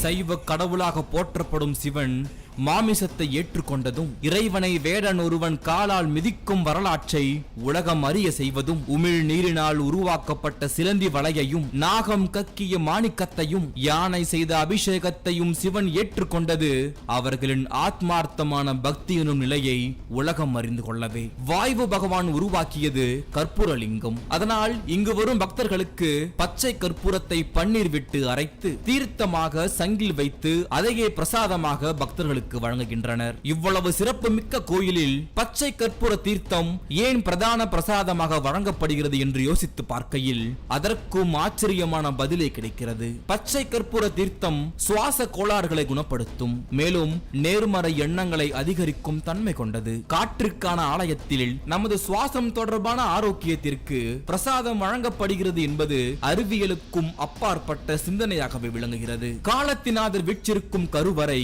துளி காற்று கூட புக முடியாத அளவிற்கு கட்டமைப்பை கொண்டுள்ளது. எனினும் லிங்கத்தின் அருகில் ஏற்றப்பட்டுள்ள விளக்கு காற்றில் ஆடிக்கொண்டிருப்பதும் ஆச்சரியத்தின் உச்சமே. ராகு கேது தலமாகவும் ஸ்ரீ காளகஸ்தி விளங்குவதால் இங்கு கோவிலை வலம் வரும் முறை அப்பிரதட்சணமாக, அதாவது எதிர்வலமாக வரும் அமைப்பில் வைக்கப்பட்டுள்ளது. இக்கோவிலில் அருகிலுள்ள மண்டபம் மலையை வெட்டி உருவாக்கப்பட்ட மண்டபம். அதற்கு மணிகர்ணிகா கட்டம் என்று பெயர். இந்த கட்டிடத்தில் பிரியும் உயிரானது வலது காத்தின் வழியாக காற்றில் கலக்கும் என்பதும் நம்பப்பட்டு வரும் வரலாறாகும். காற்றுக்கான ஆலயத்தில் மனித உடலை விட்டு பிரியும் உயிர் ஆத்மாவாக காற்றில் கலக்கும் என்பதை எடுத்துரைக்கும் நம்பிக்கையும் ஒன்று சேருவது ஆச்சரியமே. இதையெல்லாம் விட காளகஸ்தி கோவிலின் கட்டுமானம் நமக்கு அடுத்தடுத்து பல ஆச்சரியங்களை தரும் வரலாற்றை கொண்டுள்ளது. பல மன்னர்களின் ஆட்சியில் இத்திருக்கோவில் பல வளர்ச்சியை அடைந்திருந்தாலும் இத்திருக்கோவிலை கட்டிய பெருமை தஞ்சை பெருவுடையார் திருக்கோவிலை கட்டிய ராஜ சோழனின் மகனான கங்கை கொண்ட சோழபுரத்தை நிறுவிய ராஜேந்திர சோழனால் கட்டப்பட்டதாகும். சோழர்களின் கட்டிடக்கலைக்கு சான்றாக விளங்கும் இத்திருக்கோவிலின் உட்பிரகாரம் 5ஆம் நூற்றாண்டில் கட்டப்பட்டிருந்தது. உலகம் வியக்கும் கோவில்களை கட்டும் முனைப்பில் இருந்த ராஜேந்திர சோழனின் கவனத்திற்கு இத்திருக்கோவில் செல்லவே அன்றைய தென்னாடான காலத்திற்கு வந்து உட்பிரகாரத்துடன் வீற்றிருந்த காலத்தியருக்கு வெளிப்பிரகாரத்தையும் கோவிலையும் 11ஆம் நூற்றாண்டில் கட்டினான் ராஜேந்திர சோழன். பிரதான கோபுரமான தட்சண கோபுரம் 11ஆம் நூற்றாண்டில் குலோத்துங்க சோழனின் நேரடி பார்வையில் கட்டப்பட்டது. பிஷசாலா கோபுரமும் மற்ற கோபுரங்களும் 12ஆம் நூற்றாண்டில் வீர நரசிம்ம யாதவராயரால் கட்டப்பட்டது. பின்னர் விஜயநகர பேரரசால் நூற்றுக்கால் மண்டபம் நிறுவப்பட்டது. 1516ஆம் ஆண்டு கிருஷ்ணதேவராயரால் 120 அடியில் பிரம்மாண்ட கோபுரம் கட்டப்பட்டது. பல உறுப்புகளின் ஒன்றிணைப்பே மனித உடல் எனும் தத்துவத்தை கோவில்களின் மூலம் நாம் இன்று அறிந்து கொண்டாலும் பஞ்சபூத சக்திகளின் ஒன்றிணைப்பே மனிதன் எனும் தத்துவத்தை அன்றே உரைத்த மகா யோகி நம் சிவன். காயமே இது பொய்யடா, வெறும் காற்றடைத்த பையடா எனும் வாக்கின் ஆதாரமாய் காற்றின் ஞானாதிபதியாய் விளங்கும் தத்துவத்தை உணர்த்தும் சிவனாக ஸ்ரீகாளஹஸ்தியில் வாயு லிங்கம் என்று விளங்குகிறது. இதுவரை கையால் தீண்டப்படாத லிங்கம் எனும் பெயருடன் வீற்றிருக்கும் இந்த வாயு லிங்கம் அறிவியலுக்கு மட்டுமல்ல, நம் அறிவிற்கும் எட்டாத ஒரு தத்துவமாகும். ஐம்பூதங்கள். இந்த பிரபஞ்சத்தில் உள்ள பல சூரிய மண்டலங்களில் ஒன்றான நம் பூமியில் இந்த ஐம்பூதங்களின் உதவியின்றி எந்த ஒரு ஜீவராசியாலும் உயிர் வாழ முடியாது. நிலம், நீர், காற்று, நெருப்பு, ஆகாயம், இதுதான் இந்த ஐம்பூதங்கள். இதில் நிலம் எவ்வாறு உருவானது என்பதை அறிவியல் கண்டுபிடித்து விட்டது. நீர் எப்படி உருவானது என்பதையும் அறிவியல் கண்டுபிடித்து விட்டது. நெருப்பு எவ்வாறு உருவாகிறது என்பதையும் அறிவியல் கண்டுபிடித்து விட்டது. அவ்வளவு ஏன், நம்முடைய பூமியில் மட்டும் ஏன் காற்று இருக்கிறது என்பதை கூட அறிவியல் கண்டுபிடித்து விட்டது. ஆனால் இந்த ஐம்பூதங்களில் கண்டுபிடிக்க முடியாத, இன்று வரை விவரிக்க முடியாத, விளக்க முடியாத பல ஆச்சரியங்களையும் அதிசயங்களையும் தன்னுள்ளே கொண்டதுதான் ஆகாயம். அந்த ஆகாயத்திற்கான அதிபதிதான் சிதம்பரத்தில் உள்ள நடராஜர். இந்த ஐம்பூதத்திற்கும் கட்டப்பட்ட கோவில்கள் அனைத்தும் சிவனுக்கே உரியது. நீருக்காக திருவானைக்காவல், நெருப்புக்காக திருவண்ணாமலை, காற்றிற்காக காளஹஸ்தி, நிலத்திற்காக காஞ்சிபுரம் மற்றும் ஆகாயத்திற்காக சிதம்பரம் என இந்த 5 இடங்களில்தான் பஞ்சபூதத்திற்கான கோவில்கள் ஏற்படுத்தப்பட்டிருக்கின்றன. இதில் சிதம்பரம் கோவில்தான் நம்பவே முடியாத அளவிற்கு ஆச்சரியமான ஒரு இடம். இந்த கோயிலை நீங்கள் எப்பொழுது சென்று பார்த்தாலும் புதியது போலவே தெரியும். ஆனால் கிட்டத்தட்ட 1000 வருடங்களுக்கு முன்பே கட்டப்பட்ட கோயில். அந்த கோயிலின் வெளிப்புறம்தான் கட்டப்பட்டு 1000 வருடங்கள் ஆகின்றன. ஆனால் அந்த கோயிலுடைய புராதன உட்புறம் எப்பொழுது கட்டப்பட்டது என்று இன்று வரை அறிய முடியவில்லை. 3500 ஆண்டுகள் அல்லது அதற்கு முற்பட்டதாக கூட உட்புறம் கட்டப்பட்டிருக்கலாம் என்று இன்று வரை ஆராய்ச்சியாளர்களால் நம்பப்பட்டு வருகிறது. இந்த கோயிலின் வரலாறு இவ்வாறு இருக்க, அதனுள்ளே குடிகொண்டிருக்கும் அந்த ஈசனுக்கு பின்னே ஒரு மிகப்பெரிய தத்துவம் இருக்கிறது. அந்த சிலைக்கு பின்னே அறிவியல் காரணங்கள் இருக்கிறது. ஆக இந்த வீடியோவின் வழியாக சிதம்பரம் கோயிலின் வரலாற்றை நீங்கள் இங்கே தெரிந்து புரிந்து கொள்ளப் போகிறீர்கள். முதலில் நம் அனைவருக்கும் தெரிந்த, ஒரு சிலருக்கு தெரியாத கோவில் அமைப்புடன் தொடர்புடைய அறிவியலை தெரிந்து கொள்வோம். நடராஜரின் உட்புற சிற்சபை மொத்தமும் தங்க ஓடுகளால் வேயப்பட்ட ஒன்று. சிதம்பரம் கோயில் மற்றும் இந்த சிற்சபை மனித உடலாக கூறுகிறார்கள். இந்த சிற்சபையின் மேற்கூரை 21,600 தங்க ஓட்டினால் வேயப்பட்டு இருக்கிறது. இது சராசரியாக ஒரு மனிதன் ஒரு நாளைக்கு விடும் மூச்சு காற்றின் அளவு. இந்த ஓடுகள் 72,000 தங்க ஆணிகளால் பொருத்தப்பட்டு இருக்கிறது. இந்த 72,000 என்பது நம் உடம்பில் உள்ள இரத்தத்தை கொண்டு செல்லும் கண்ணிற்கு தெரியாத நாடிகளின் எண்ணிக்கை. எப்படி நம் இதயம் இடதுபுறம் இருக்கிறதோ அதுபோல் நடராசரின் ஆடும் சிலை, அந்த சன்னதி சற்று இடதுபுறம் ஒதுங்கி இருக்கிறது. நம் உடலை 9 சக்திகள் இயக்குகின்றன. அதை குறிக்கும் வகையில் இந்த சிற்சபையின் மேல் 9 கலசங்கள் உள்ளன. நமசிவாய என்ற 5 எழுத்து மந்திரத்தை குறிக்கும் வகையில் 5 படிகள் அமைக்கப்பட்டுள்ளன. எப்படி நம் உடம்பில் 9 ஓட்டைகள் இருக்கின்றனவோ அதுபோல் இந்த கோயிலுக்கு 9 வாயில்கள் இருக்கின்றன. இவ்வாறு மனித உடம்போடு தொடர்பு படுத்திதான் இந்த கோயில் முழுக்க முழுக்க அமைக்கப்பட்டிருக்கிறது. இந்த இடத்தில் திருமூலரின் ஒரு வாசகத்தை நாம் நினைவு கொள்ள வேண்டும்.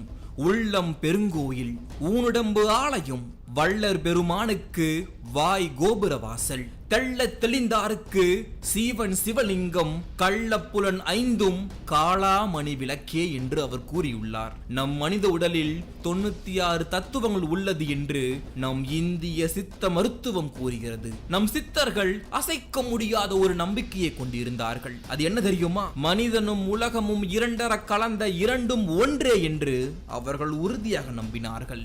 ஆக நம் உடலே ஒரு கோவில் தான் என்று நமக்கு உணர்த்ததான் இவ்வாறு இந்த கோவிலை அவர்கள் வடிவமைத்திருக்கலாம். திருவாரூரில் பிறந்தால் முக்தி, அருணாச்சலம் நினைத்தால் முக்தி, காசியில் இறந்தால் முக்தி என சொல்லப்படும் வரிசையில் சிதம்பர நடராஜ தரிசனமே முக்தி என சொல்லப்படுகிறது.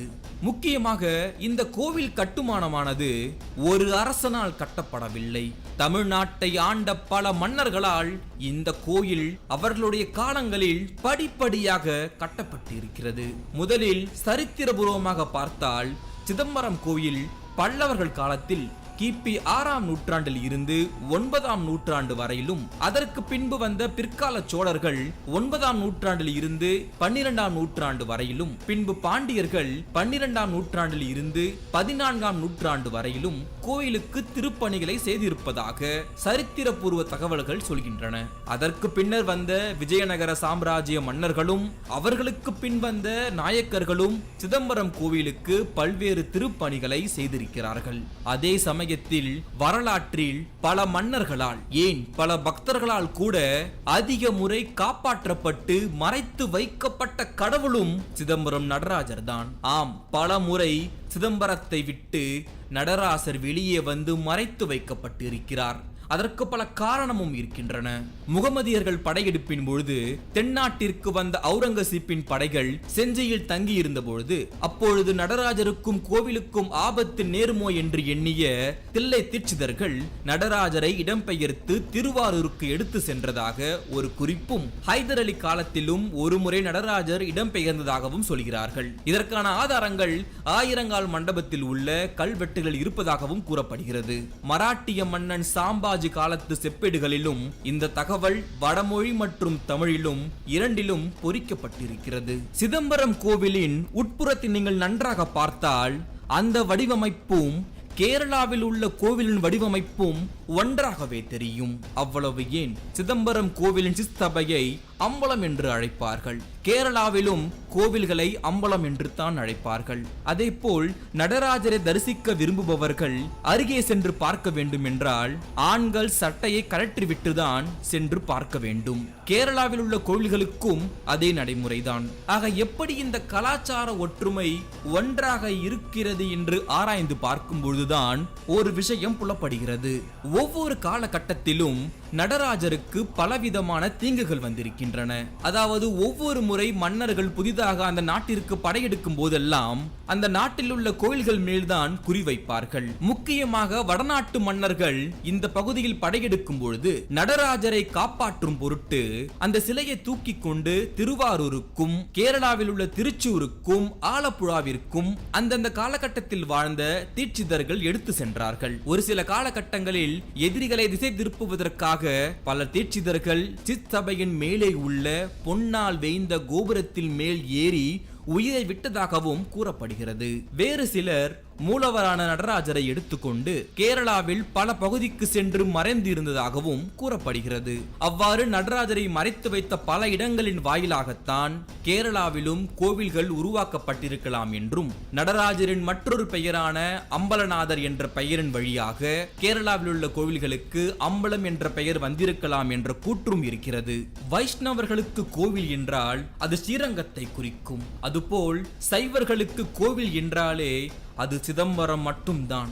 இந்த பிரபஞ்சத்தில் 5 ஆதார சக்திகளின் ஆகாயம்தான் இந்த சிதம்பரம். குண்டலினி யோக சாஸ்திர ஆதாரங்களில் இது அனகதா என்று கூறப்படுகிறது. சிவன் கோவில்களின் தலைமை பீடமாக இந்த சிதம்பரம் கோவில் கருதப்படுகிறது. மற்ற சிவன் கோவில்களில் சிவனின் மற்ற சக்திகள் இருப்பதாகவும் இங்கேதான் ஆத்ம சக்தி இருப்பதாகவும் தினமும் இரவு அர்த்தஜாம பூஜை முடிந்ததும் எல்லா சக்திகளும் இங்கே வந்து ஒடுங்குவதாகவும் ஒரு நம்பிக்கை இருக்கிறது. பல்வேறு காலகட்டத்தில் கட்டப்பட்ட இந்த கோவில் எவ்வாறு கட்டப்பட்டது என்று எண்ணும் போதே மிக பிரமிப்பாக இருக்கும்.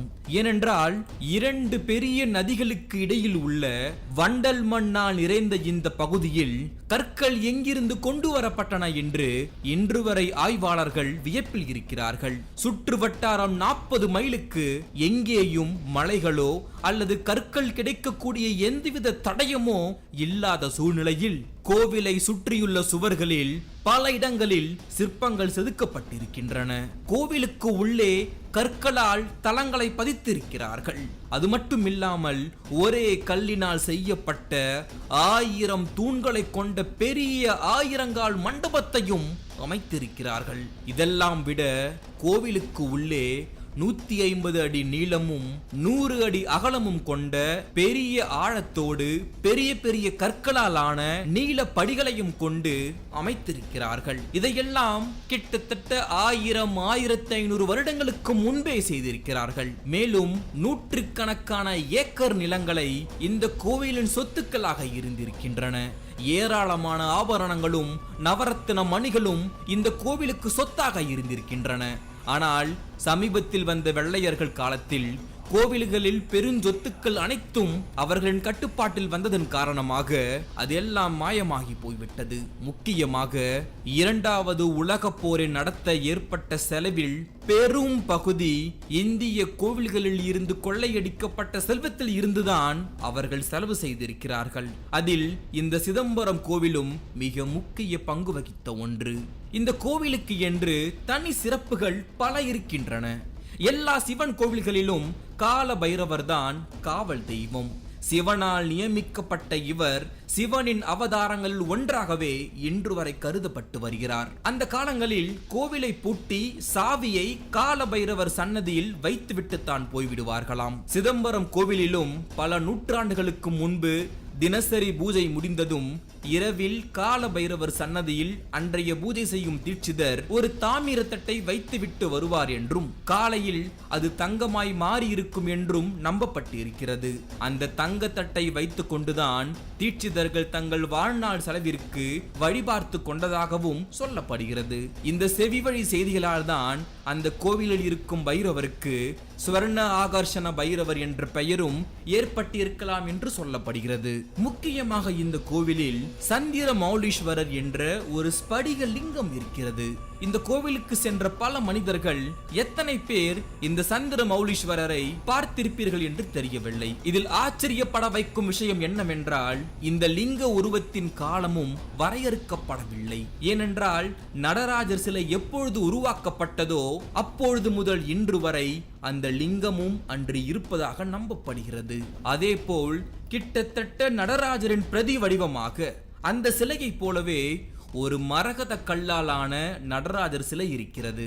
இந்த சிலையை சாதாரணமாக பார்க்கும் பொழுது கருப்பாக இருக்கும். அபிஷேக ஆராதனைகள் முடிந்து கற்பூர தீப ஒளியில் இந்த சிலையை பார்க்கும் பொழுது அதிகாலையில் சூரியன் எப்படி செக்கச் சிவந்த நிறத்தோடு ஒளிவிட்டு பிரகாசிப்பாரோ அதுபோல் இந்த சிலையும் சிவப்பாக பிரகாசிக்கும். முக்கியமாக பொதுவாகவே சோழ மன்னர்கள் அனைவருமே சிவபக்தியில் ஊறி திளைத்தவர்கள் மட்டுமின்றி தில்லை கோவிலில் பெரும் ஈடுபாடு கொண்டவர்களாகவே வாழ்ந்து வந்தார்கள். அவ்வளவு ஏன் சோழ அரசர்களுக்கு முடிசூட்டும் உரிமையும் தில்லை வாழ் அந்தணர்களுக்கே அன்று சொந்தமாக இருந்தது. மாமன்னன் ராஜராஜ சோழன் காலத்தில்தான் தில்லைப்பதியில் மறைந்திருந்த திருமறைகளை மன்னன் கண்டெடுத்து நம்பியாண்டார் நம்பி மூலம் அவற்றை தமிழ்நாடெங்கும் ஓதுமாறு பணித்தான் என்றும் வரலாற்று செய்திகள் சொல்கின்றன. சோழர்கள் மட்டுமல்ல, 13ஆம் நூற்றாண்டில் சோழ பாண்டிய நாட்டை ஆண்ட மாரவர்மன் சுந்தர பாண்டியனும் அதற்கு பின் வந்த 2ஆம் அரசனும் இருவருமே கோவிலுக்கு பல நிலங்களையும் நந்தவனங்களையும் தானமாக அளித்திருக்கிறார்கள். இவ்வாறு ஆயிரம் ஆண்டுகளாக பல அரசர்களால் பல உண்மையான பக்தர்களால் இன்று வரை பிரம்மாண்டமாக இருக்கும் சிதம்பரம் நடராஜர் கோவிலை சுற்றி பல போலி செய்திகளும் உலாவிக் கொண்டிருக்கின்றன. எப்படி தஞ்சை பெருவுடையார் கோவிலின் கோபுர நிழல் தரையில் விடாது என்று போலி செய்திகளை பரப்புகிறார்களோ அதுபோல் சிதம்பரம் நடராஜர் கோவிலை பற்றியும் ஒரு சில பொய்ச் செய்திகள் பரவி இருக்கின்றன. அது என்ன தெரியுமா? இந்த கோவில் அமைந்திருக்கும் இடமானது உலகின் காந்த புலத்தின் மையத்தில் பூமத்திய ரேகையின் சரியான மைய பகுதியில் இருப்பதாக கூறப்படுகிறது. இவ்வாறு போலி செய்திகளை பரப்புவதால் இந்த கோவிலுக்கு உள்ளே ஆன்மீகத்தோடு கலந்த உண்மையான அறிவியல் விஷயங்கள் மங்கி போகின்றன.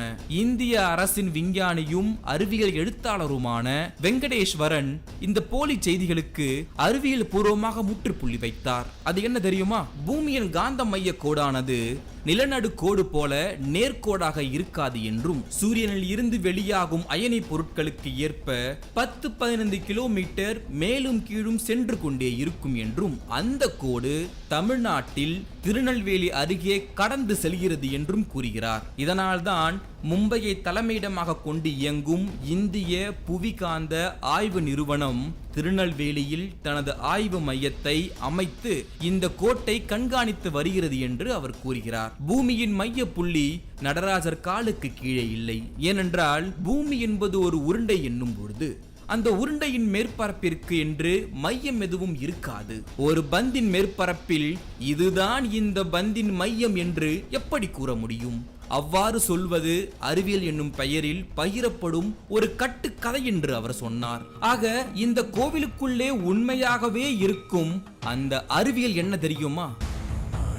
இந்த பிரபஞ்சம் எப்படி உருவாயிருக்கும் என்ற கேள்வி கிட்டத்தட்ட பல நூறு ஆண்டுகளாக விஞ்ஞானிகளின் மூளையை துளைத்து கொண்டிருக்கிறது. அதன் அடிப்படையில் கடவுள் துகளை கண்டுபிடிக்கும் நோக்கத்தில் ஜெனீவாவில் ஒரு மிக பெரிய அணு ஆராய்ச்சி கூடம் இருக்கிறது. கிட்டத்தட்ட 100 கிலோமீட்டர் விட்டத்தில் மிக பெரிய குழாய்களை வைத்து அணுவை ஒன்றோடொன்று மோதச் செய்து அதனால் விளையும் விளைவுகளை வைத்து இந்த பிரபஞ்சம் எப்படி உருவாயிருக்கும் என்பதை கண்டுபிடிக்க முயன்று கொண்டிருக்கிறார்கள். அந்த ஆராய்ச்சி கூடத்தின் ஒரு வாயிலில்தான் நம் சிதம்பரம் நடராஜர் சிலை இருக்கிறது. கிட்டத்தட்ட 6 அடி உயரம் கொண்ட நடராஜர் சிலையின் கீழே ஆங்கிலத்திலும் சமஸ்கிருதத்திலும் என்ன வாக்கியம் பொறித்திருக்கிறது தெரியுமா? எங்கும் நிறைந்தவனே, நற்குணங்களின் உருவே, இந்த அண்ட சராசரத்தை படைத்தவனே, ஆடலரசே, அந்தி நேரத்தில் ஆனந்த தாண்டவம் ஆடியவனே, உமக்கு நமஸ்காரம் என்று இந்திய அரசாங்கத்தால் இந்திய அணுசக்தி துறையால் ஐரோப்பிய அணு ஆராய்ச்சி கூடத்திற்கு இது பரிசாக அளிக்கப்பட்டிருக்கிறது. ஆடும் நடராஜர் உருவத்திற்கும் இயற்பியலுக்கும் என்ன தொடர்பு இருக்கிறது என்று இந்த உலகமே வியந்து பார்த்து கொண்டிருக்கிறது. என்ன காரணம் இருக்கும்? கொஞ்சம் உங்கள் எண்ண ஓட்டத்தை 1300 கோடி வருடங்களுக்கு பின்பு கொண்டு செல்லுங்கள். கிட்டத்தட்ட 1300 கோடி வருடங்கள் ஒரு மிகப்பெரிய பேரொளியுடன் கூடிய ஒரு மிகப்பெரிய வெடிப்பு ஏற்பட்டது. இதனை ஆங்கிலத்தில் பிக் பேங் என்று சொல்கிறார்கள். இது உருவாவதற்கு முன்னர் அடர்த்தியான அதிக வெப்பத்துடன் அழுத்தத்துடன் இருந்த ஒரு சக்தி தொகுப்பானது அதிவிரைவாக விரியவும் சுருங்கவும் செய்தது.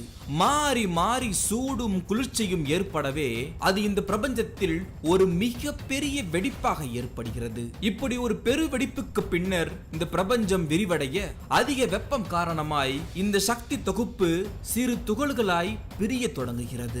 இவ்வாறு பல மடங்காக பிரிக்கப்பட்ட இந்த துகள்களின் எண்ணிக்கை உருவாக்கப்பட்ட சில நிமிடங்களிலேயே பல துகள்கள் அழிந்தும் மேலும் பல துகள்கள் உருவாகவும் செய்தன. வெப்பம் குறைய தொடங்கியதும் இந்த சிறு துகள்கள் இணைந்து பெரிய துகள்கள் உருவாகி இந்த பிரபஞ்சம் விரிவடைய தொடங்கியது.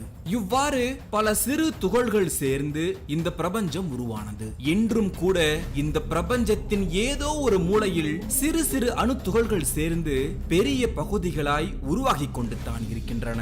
அதே சமயம் பல அணு துகள்கள் அழிந்து கொண்டும் இருக்கின்றன. இந்த நிகழ்வுகள் விண்வெளியில் மட்டுமின்றி சூரியனிலும் நடந்து கொண்டிருக்கிறது. இந்த நிகழ்வுகளால் உருவாகும் காஸ்மிக் கதிர்கள் பூமியை வந்தடைகின்றன. இவ்வாறு உருவாகும் இந்த துகள்கள் தான் நமது மூலக்கூறு பகுதியும் பிரபஞ்சத்தின் கட்டுமான கற்களுமாகும். இதைத்தான் கடவுள் துகள்கள் என்கிறார்கள். அதை கண்டுபிடிக்கும் முயற்சி நடக்கும் இடம்தான் நாம் முன்பு பார்த்த European centre for particle physics centre, CERN என்று சொல்வார்கள். ஆக தோன்றுவதும் இயங்குவதும் பின்னர் ஒடுங்குவதும் இந்த பிரபஞ்சத்தின் அடிப்படை தத்துவமாகும். இந்த தத்துவத்தை தான் நம் முன்னோர்கள் ஈசனின் ஆனந்த தாண்டவத்தின் தத்துவமாக பார்த்தார்கள். ஆடல் கடவுள் என்று அழைக்கப்படும் நடராசர் ஒரே இடத்தில் இல்லாமல் ஆடிக்கொண்டே இருக்கிறார். வலது புற மேல் கையில் உடுக்கையை கொண்டிருப்பது இந்த உலகம் ஒளியின் மூலம் துவங்கியதை குறிக்கிறது. நாம் முன்பே சொன்னது போல் பிக் பேங் தியரி, ஒரு பெரு வெடிப்பு ஏற்பட்டிருக்கிறது. அப்பொழுது ஒரு ஒளி உண்டாக்கியது. அந்த ஒளியோடுதான் இந்த உடுக்கையை வைத்து பார்க்கிறார்கள். இந்த உடுக்கை எழுப்பும் சத்தமானது பிரபஞ்சம் தோன்றும் பொழுது முதலாக எழுந்த அந்த சப்தத்தை குறிக்கிறது. அறிவியலாளர்களும் பிரபஞ்சம் தோன்றும் பொழுது பெரும் சப்தம் ஏற்பட்டதை ஒத்துக்கொள்கிறார்கள். விஞ்ஞானிகள் இந்த ஒளியை பற்றி இன்று வரை ஆராய்ச்சி செய்து கொண்டிருக்கிறார்கள். ஆன்மீக அறிவாளர்கள் இந்த ஒளியை தான் பிரணவம் எனப்படும் ஓம் எனும் ஒளியாக குறிப்பிடுகிறார்கள். வேதங்களில் கூட பிரணவம் எனும் ஒளியில் இருந்து பிரபஞ்சம் தோன்றியதாக குறிப்பிடப்பட்டிருக்கிறது. ஆக பிரபஞ்சம் தோன்றும் பொழுது ஒரு ஒளி ஏற்பட்டிருக்கிறது. இங்கு ஈசனின் கையிலும் ஒரு ஒளி இருக்கிறது. ஆக இந்த ஒளி ஆற்றலை குறிக்கிறது. அடுத்து இடதுபுற மேல் கையில் இருக்கும் நெருப்பு, அது என் நேரமும் அழித்து விடுவேன் என்கின்ற எச்சரிக்கையை கொடுத்து கொண்டே இருக்கிறது. நாங்கள் முன்னே சொன்னது போல் பிரபஞ்சம் தோன்றிய போதே பல நுண் துகள்களால் தோன்றி அழிந்திருக்கிறது. ஆக இது அழித்தலை குறிக்கிறது. வலதுபுற கீழ் கையில் காப்பாற்றுவதை குறிப்பது போன்று பயப்படாதே, நான் இருக்கிறேன் என்று அது சொல்லாமல் சொல்கிறது. ஆக இது காத்தலை குறிக்கிறது. இடதுபுற கீழ் கையால் உயர்த்தி இருக்கும் காலை காட்டி தன்னிடம் அடைக்கலம் புகுவோருக்கும் தன்னை வணங்கும் பக்தர்களுக்கான இடம் என்பதை இது உணர்த்துகிறது. ஆக இந்த நடனத்தின் வழியாக ஆக்கல், அழித்தல், காத்தல் என்ற அணுவின் இயற்பியல் விதியின் அனைத்து செயல்பாடுகளோடும் ஒத்து போகின்றது. இதனால்தான் உலகின் மிக பெரிய அணு ஆராய்ச்சி அமைப்பான இந்த இடத்தில் நடராஜர் சிலை வைக்கப்பட்டிருக்கிறது.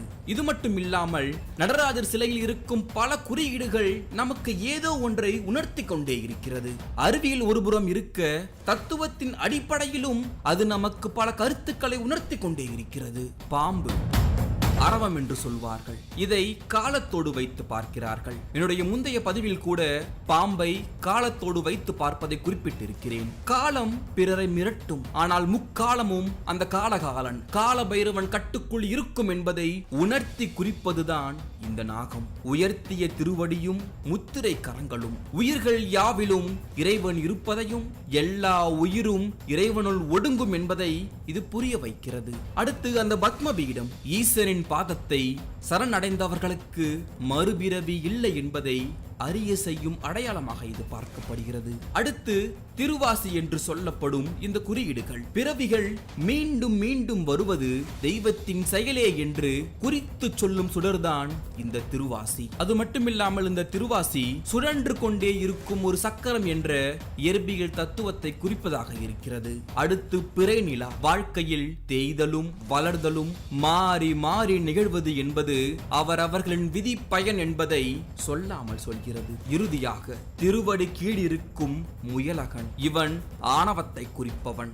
ஆணவத்தை மிதித்து அடக்க வேண்டும் என்பதை கூறாமல் கூறுகிறது. நீங்கள் நன்றாக யோசித்து பாருங்கள். ஈசனின் கோவிலுக்கு செல்பவர்கள் அனைவரும் ஆணவம் இல்லாமல் இருக்க வேண்டும் என்பதை எல்லா காலகட்டத்திலும் எல்லா சித்தர்களும் நம் முன்னோர்களும் குறிப்பாக சொல்லி இருக்கிறார்கள். அதை உணர்த்தும் வகையில்தான் மனிதர்களின் ஆணவத்தை அடக்குபவன் ஆண்டவன் என்பதை குறிப்பதற்காகத்தான் இந்த இடம் செதுக்கப்பட்டிருக்கிறது. இந்த சிலையின், இந்த திருமேனியின் ஆனந்த தாண்டவத்தின் வேகம் மிக மிக அதிகம் என்றாலும் அந்த அசைவின் வேகத்தை அந்த முகத்தில் பார்க்க முடியாது. சிலையில் இருக்கும் அந்த திருமுகம் மிக மிக அமைதியாக ஒரு புன்முறுவலோடு காணப்படுகிறது. இறைவனின் பல்வேறு விதமான கோட்பாடுகளையும் இது காட்டுவதாக சொல்லப்படுகிறது. அதே சமயத்தில் இந்த சிலையில் வலது காதில் ஆண்கள் அணியும் தோடும் இடது காதில் பெண்கள் அணியும் தோடும் காணப்படுவதால் உலகியல் தத்துவத்தில் உள்ள ஆண் பெண் கோட்பாடுகளை வலியுறுத்துவதாக சொல்லப்படுகிறது. இந்த ஆண் பெண் அணிகலனிற்கு ஆன்மீக ரீதியாக பல கதைகள் இருந்தாலும் அறிவியல் ரீதியாகவும் தத்துவத்தின் அடிப்படையிலும் இவ்வாறு பார்க்கப்படுகிறது. முக்கியமாக இந்த சிலையை நன்றாக பார்த்தால் பஞ்சபூதங்களால் இந்த உலகம் எவ்வாறு நிரம்பி இருக்கிறதோ அது போலவே நீர், நிலம், காற்று, அக்னி, ஆகாயம் என இந்த நடராஜர் திருமேனியின் அங்கங்களில் அது குறிக்கப்பட்டிருக்கிறது. நன்றாக பாருங்கள். ஊன்றிய வலபாதம் பூமியையும் அதாவது நிலத்தையும், மேலிருக்கும் இடக்கை அக்னியையும் அதாவது நெருப்பையும், மெய்மறந்த ஆனந்த நடனத்தால் பறந்து விரிந்த அவரது ஜடாமுடியின் மூலம் காற்றையும், சிரசத்தில் உள்ள கங்கை நீரையும், கையில் உள்ள டமரு வழியாக ஆகாயத்தையும் குறிப்பதால் பஞ்சபூதங்களும் நடராஜர் திருமேனிக்குள் அடங்கி இருக்கிறது. இந்த பிரபஞ்சம் எவ்வாறு இயங்குகிறது என்ற ஆழ்ந்த கருத்தை உள்ளடக்கியதே சிவதாண்டவம் எனப்படுகிறது. இந்த தாண்டவ நிலையில் மிக மிக சிறிய அணுத்துகள்கள் முதல் மிக பெரிய கோள்கள் வரை அனைத்து பொருட்களின் இயக்கங்களும் அடங்கி இருப்பதாக நம்பப்படுகிறது. வரலாற்று அறிஞரான ஆனந்த குமாரசாமி என்பவர் எந்த ஒரு கலையும் மதமும் பெருமைப்படும் வகையில் அமைந்த இறைவனின் செயலை உணர்த்தும் தத்துவமே நடராஜ திருமேனி என்கிறார். இயற்பியல் வல்லுநரான பிரிட்ஜ் ஆஃப் காப்ரோ என்பவர் நவீன இயற்பியலுக்கும் கிழக்கிந்திய ஆன்மீகத்திற்கும் நெருங்கிய தொடர்பு உள்ளதாக கூறுகிறார். டாவோ ஆஃப் பிசிக்ஸ் என்னும் ஒரு புத்தகம் 1975 ஆண்டு வெளியான இந்த நூல் 25 ஆண்டுகளுக்கு மேலாக தொடர்ந்து பதிப்பிக்கப்பட்டு விற்பனையாவதோடு மட்டுமில்லாமல் 25 மொழிகளில் மொழிபெயர்க்கவும் செய்யப்பட்டிருக்கிறது.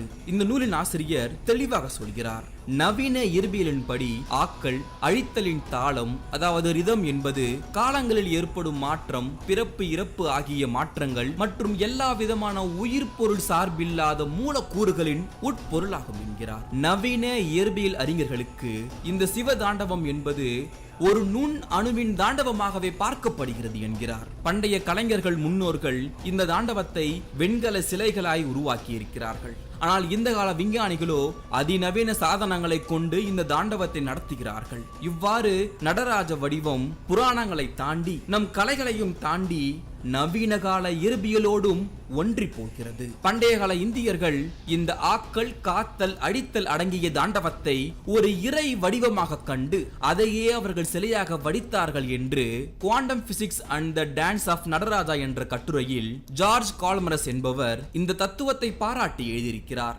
ஏன், சுவாமி விவேகானந்தர் கூட எண்ணற்ற பெருமைகளையும் வானம் போல் தெளிவையும் அனைத்திற்கும் தலைவனான தன்னையே கடந்தவனான சிவபெருமானிடம் மாறாத பக்தி ஏற்படட்டும் என்று பிரார்த்திக்கிறார்.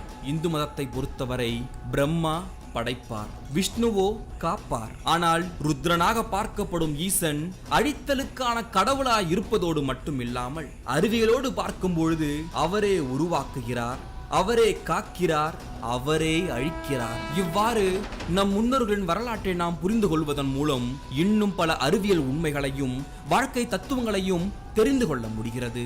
சிதம்பரம் என்றாலே சிதம்பரம் ரகசியம்தான். என்ன அந்த ரகசியம்? பெரியவர்கள், சித்தர்கள், முனிவர்கள், இறைவன் எல்லோரும் சில விஷயங்களை ரகசியமாக வைத்திருக்க விரும்புவார்கள். ரகசியமாக இருக்கும் வரைதான் அதிசயமாக இருக்கும் என்பதாலும் ரகசியம் அறிந்தவர்கள் அதனை தவறாக பயன்படுத்தி ஆன்மீகத்தை வியாபாரம் செய்வார்கள் என்பதாலும் அவர்கள் அதற்கான தகுதியான ஆட்கள் அறிந்து கொள்ளும் வகையில் அதனை மறைபொருளாக ரகசியமாக வைத்திருப்பார்கள். ஆனால் அந்த ரகசியங்கள் எல்லாம் தகுந்த நேரத்தில் தகுதியான காலத்தில் அதனை அறிய வேண்டியவர்கள் அறியும் வண்ணம் தாமாகவே வெளிப்படும். இந்த நேரத்தில் இந்த காலத்தில் இவை வெளிப்பட வேண்டும் என்பதுதான் இறைவனின் சித்தமாக கூட இருக்கலாம். அப்படிப்பட்ட ஒன்றுதான் திருச்சிற்றம்பலம் எனும் கருவறையில் நடராசர் சிவகாமி அம்மனுக்கு ஆரத்தி காட்டிய பின்னர் எந்த உருவமும் இல்லாத இடத்தில் தங்க ஆபரணங்கள் சாற்றப்பட்டிருக்கும். அங்கு தீபாராதனை காட்டுவார்கள். அங்கு திருவுருவம் இருக்காது. தங்கத்தாலான வில்வதள மாலை மட்டுமே இருக்கும். இதன் ரகசியம் என்ன தெரியுமா? இதுவரை நாம் பார்த்த அந்த ஈசன் ஆகாய உருவில் இருக்கிறார் என்பதை தான் சுருக்கமாக ஒரு தீபாராதனை வழியாக, ஒன்றுமே இல்லாத அந்த இடத்தின் வழியாக, வெற்று வெளியின் வழியாக நமக்கு உணர்த்தி இருக்கிறார்கள். ஆகாயத்திற்கு ஆரம்பமும் கிடையாது, முடிவும் கிடையாது. அதே போல்தான் இந்த ஈசன். இவனுக்கு தொடக்கமும் கிடையாது, முடிவும் கிடையாது. அண்ட சராசரத்தில் நீ ஒன்றுமே இல்லை என்பதை நமக்கு உணர்த்துவதற்காகத்தான் இந்த தத்துவம் பின்பற்றப்படுகிறது. இறுதியாக உங்களுக்கு புரியும் வகையில் சொன்னால், அதிகாலையில் வீட்டில் நுழையும் அந்த சூரிய கதிர்களில் காணப்படும் சிறு சிறு துகள்கள் இருக்கிறதல்ல, அந்த சிறு சிறு துகள்கள் தான் இறைவனுக்கு முன்பு இந்த மனிதர்கள். நாம் எவ்வளவு சிறியவர்கள் என்பதை தான் அந்த சிறு துகள்கள் வழியாக இயற்கை நமக்கு உணர்த்தி கொண்டே இருக்கிறது. ஆக இந்த பிரபஞ்சத்தில் இந்த பூமியே ஒரு சிறு புள்ளி. அந்த சிறு புள்ளிக்குள் இருக்கும் நாம் சிறு துகள்கள். அப்படி இருக்கும் பொழுது இந்த ஊரில் நான் தான் மிக பெரியவன், பலம் பொருந்தியவன் என்கின்ற ஆணவத்தை அடக்கி கொண்டு இறை தத்துவத்தை புரிந்து கொண்டு பிறர் வாழ்க்கைக்கு உதவி செய்து உண்மையாக வாழ்வோம். இந்த உலகத்தில் கேட்கப்படும் எல்லா கேள்விகளுக்கும் ஆன்மீக வழிகள் ஒரு பதிலும், அறிவியல் ரீதியான ஒரு பதிலும், புராண ரீதியான ஒரு பதிலும், மருத்துவ ரீதியான ஒரு பதிலும், வாழ்வியல் ரீதியான ஒரு பதிலும், ஆக எந்த விதத்தில் வேண்டுமோ அந்த விதத்தில் அந்த வகையில் ஒரு பதில் நமக்கு கிடைத்தே போகும். ஆனால் நம்முடைய நாட்டில் நாம் பின்பற்றும் பல விஷயங்கள் மதத்திற்கு அப்பாற்பட்டது. வாழ்வியல் நெறிமுறையாக கட்டமைத்திருக்கிறார்கள் நம் முன்னோர்கள். ஒரு மனிதன் எப்படி வாழ வேண்டும், அனைத்து சக்திகளையும் எப்படி பெற வேண்டும் என்பதற்கான பல சூட்சமங்களை ஆன்மீகத்தோடு இணைத்து வாழ்வியல் முறையாக சித்தர்களும் ஞானிகளும் முன்னோர்களும் அமைத்திருக்கிறார்கள். அதற்கு பல விதிமுறைகளையும் வைத்திருந்தார்கள். இறைவன் வழிபாடு என்பது இயற்கை வழிபாடோடு ஒன்றிய ஒன்றுதான். நம் முன்னோர்களின், குறிப்பாக சித்தர்களின் கோட்பாடுகள் மதங்களை கடந்து நிற்பவை. மதம் எனும் மாய பிடியில் சிக்காமல் இந்த பிரபஞ்ச ரகசியங்களையும் தன்னை உருவாக்கிய ஆதி தலைவனையும் உணர்ந்து இருந்தார்கள். அணுத்துகள்கள் மற்றும் பிரபஞ்சத்தின் அனைத்து ரகசியங்களையும் நம் சித்தர்கள் அவர்களுடைய நூல்களில் ஆணித்தரமாக வெளிப்படுத்தி உள்ளார்கள். இவ்வாறு நம் முன்னோர்களும் சித்தர்களும் ஒரு மிக பெரிய சூட்சமத்தை, பிரபஞ்ச ரகசியத்தை உணர்ந்துதான் ஒரு குறிப்பிட்ட நாளை தேர்வு செய்து அந்த நாளில் இயற்கையாக கிடைக்கும் அபரிவிதமான சக்திகளை அனுபவிப்பதற்காகத்தான் இயற்கையோடு இறைவனை வைத்து அந்த சக்தியை பெற முயற்சித்தார்கள். அந்த நாள் எந்த நாள் தெரியுமா? பாரபட்சம் இல்லாமல் இந்தியா முழுவதும் ஒரு சேர கொண்டாடும் மகா சிவராத்திரி. இதற்கு பின்னால் இருக்கும் அந்த ஆன்மீகம் என்ன? அந்த ஆன்மீகத்திற்கு உள்ளே புதைந்து போயிருக்கும் அறிவியல் என்ன? நமக்கு எந்த விதமான சக்திகளை நம் முன்னோர்களும் சித்தர்களும் காண்பிக்க விரும்பினார்கள் என்பதற்கான பல கேள்விகளுக்கான பதில்தான் இந்த வீடியோ. சிவராத்திரி என்பது ஒரு விழா அல்ல, அது நம் மனதை கட்டுப்படுத்தும் ஒரு மிகப்பெரிய விரதம். சிவராத்திரியை கொண்டாடுகிறோம் என்று சொல்வதை விட அதை நாம் பின்பற்ற போகிறோம் என்று சொல்வதுதான் மிகச் சரியான ஒரு வார்த்தையாக இருக்கும். இந்த பிரபஞ்சத்தில் ஒவ்வொரு கணமும் ஒவ்வொரு கிரகங்கள் மற்றும் கோடான கோடி நட்சத்திரங்களின் கதிர்வீச்சுகள் நம்மை கடந்து சென்று கொண்டிருக்கின்றன. இத்தகைய கதிர்வீச்சுகளை ஆய்வு செய்த சித்தர்கள் தம் யோக வலிமையினால் இந்த ரகசியங்களை அறிந்து அதை வெளிப்படுத்தினார்கள். அவர்களின் அன்றைய வானவியல் கோட்பாடுகளை ஆய்வு செய்தால் அது இன்றைய விஞ்ஞானத்தின் ஆணி வேறாகவே திகழும். இன்றைய விஞ்ஞானம் பெரிதும் நம்பியிருக்கும் அனைத்து சாதனங்களும் இந்த பிரபஞ்சத்தில் இருந்து எடுக்கப்பட்டவையே தவிர அவர்களால் உருவாக்கப்பட்டதல்ல. விஞ்ஞானத்தின் அறிவு என்பது பிரபஞ்சத்தை தேடுவதில் தான் இருக்கிறது. எதற்காக நிலாவிற்கும் செவ்வாய் கிரகத்திற்கும் ராக்கெட்டுகளை அனுப்பி செயற்கைக்கோள்களை பொருத்தி அதை தேடிக்கொண்டிருக்கிறார்கள். அதன் வழியாக பிரபஞ்ச ரகசியங்களை தெரிந்து கொள்ள முடியும் என்ற ஆர்வத்தில் தான் அதை தேடிக்கொண்டிருக்கிறார்கள். ஆக இந்த பிரபஞ்சத்தில் இருந்துதான் மனித அறிவியலும் விஞ்ஞானமும் ஆன்மீகமும் வளர்ந்து கொண்டிருக்கிறது. அப்படிப்பட்ட அந்த பிரபஞ்ச ரகசியங்களையும் கோட்பாடுகளையும் தான் சித்தர்கள் நன்றாக தெரிந்து வைத்திருந்தார்கள். அப்படிப்பட்ட பிரபஞ்ச ரகசியத்தை புரிந்து கொண்ட சித்தர்கள் பிரபஞ்சத்தில் இருந்து வரும் அந்த கதிர்வீச்சுகளை ஆய்வு செய்த நம் சித்தர்கள் அதனிடம் இருந்து வருகின்ற அந்த சக்தியினை எப்படி உள்வாங்கிக் கொண்டு மனிதத்தை வளர்ப்பது, அன்பை வளர்ப்பது, சாகா வரம் பெறுவது, அபரிவிதமான சக்திகளை பெறுவது என்பதற்கான பல ஆராய்ச்சிகளை அவர்கள் செய்தார்கள். அதன் அடிப்படையில் தான் ஆக சிறந்த ஒரு நாளை அவர்கள் கண்டுபிடித்தார்கள். அதுதான் மகா சிவராத்திரி. முதலில் மகா சிவராத்திரிக்கான அறிவியல் காரணங்களை நாம் இங்கு தெரிந்து கொள்ள வேண்டும். லூமினிஃபெரஸ் ஈத்தர் எனப்படும் ஒரு மிக பிரம்மாண்ட சக்தி மகா சிவராத்திரி அன்றுதான் இந்த பூமியில் நேரடியாக வேகமாக வந்து இறங்குகிறது. ஈத்தர் எனப்படும் இந்த சக்தி தான் இந்த உலகத்தையே இயக்குகிறது என்று கூட சொல்லலாம். இந்த ஈத்தர் உலகம் முழுவதும் அண்டவெளி முழுவதும் நிறைந்து இருக்கிறது. மேலும் பூமியை நோக்கி ஒவ்வொரு வினாடியும் இது வந்து கொண்டே இருக்கிறது. பூமி சூரியனை நீள்வட்ட பாதையில் சுற்றி வருகிறது. இதில் 2 விதமான நீள்வட்ட பாதை இருக்கிறது. ஒன்று சிறிய நீள்வட்ட பாதை, மற்றொன்று பெரிய நீள்வட்ட பாதை. பூமி பெரிய நீள்வட்ட பாதையில் இருந்து சிறிய நீள்வட்ட பாதைக்கு மாறும் நேரம்தான் இந்த மகா சிவராத்திரி நேரம்.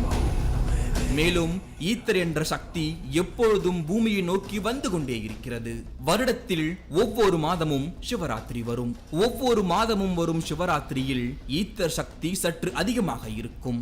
ஆனால் வருடத்தில் ஒரு முறை வரும் மாசி மாத சிவராத்திரி மட்டும்தான் அபரிமிதமாக அளவுக்கு அதிகமாக அந்த சக்தி இருக்கும்.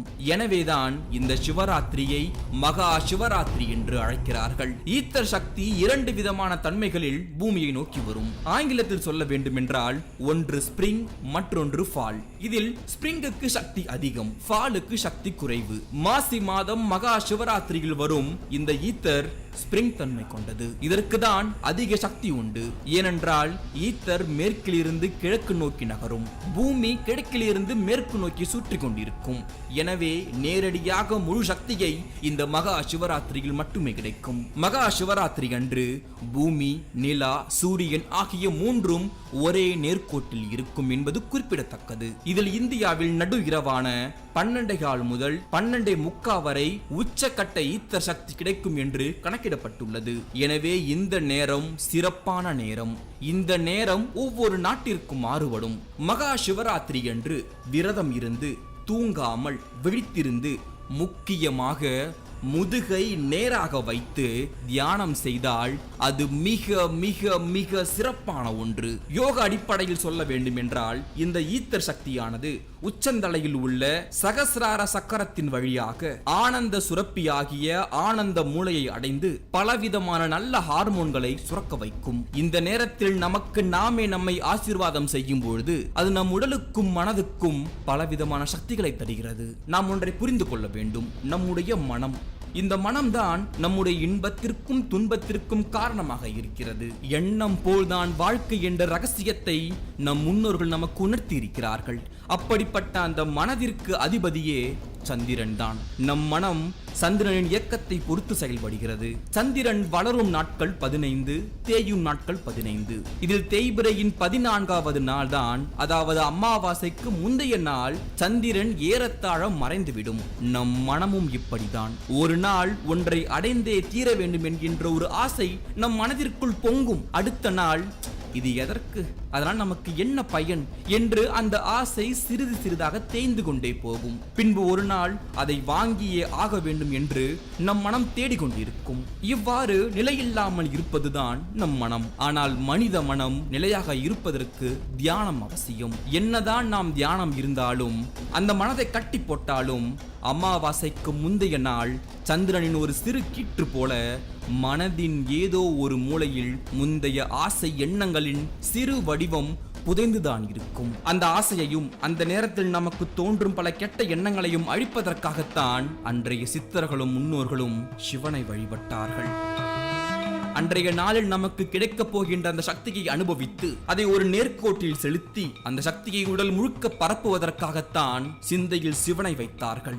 அதுவே சிவராத்திரியானது. இந்த தத்துவத்தை உணர்த்ததான் சிவனை லிங்க வடிவில் வடித்தார்கள் நம் முன்னோர்கள். லிங்கத்தின் வடிவம் என்பது ஒரு முட்டையின் வடிவில் தான் இருக்கும். நீங்கள் ஒரு முட்டையை பார்த்தால் அதற்கு முடிவும் இல்லை, முதலும் இல்லை.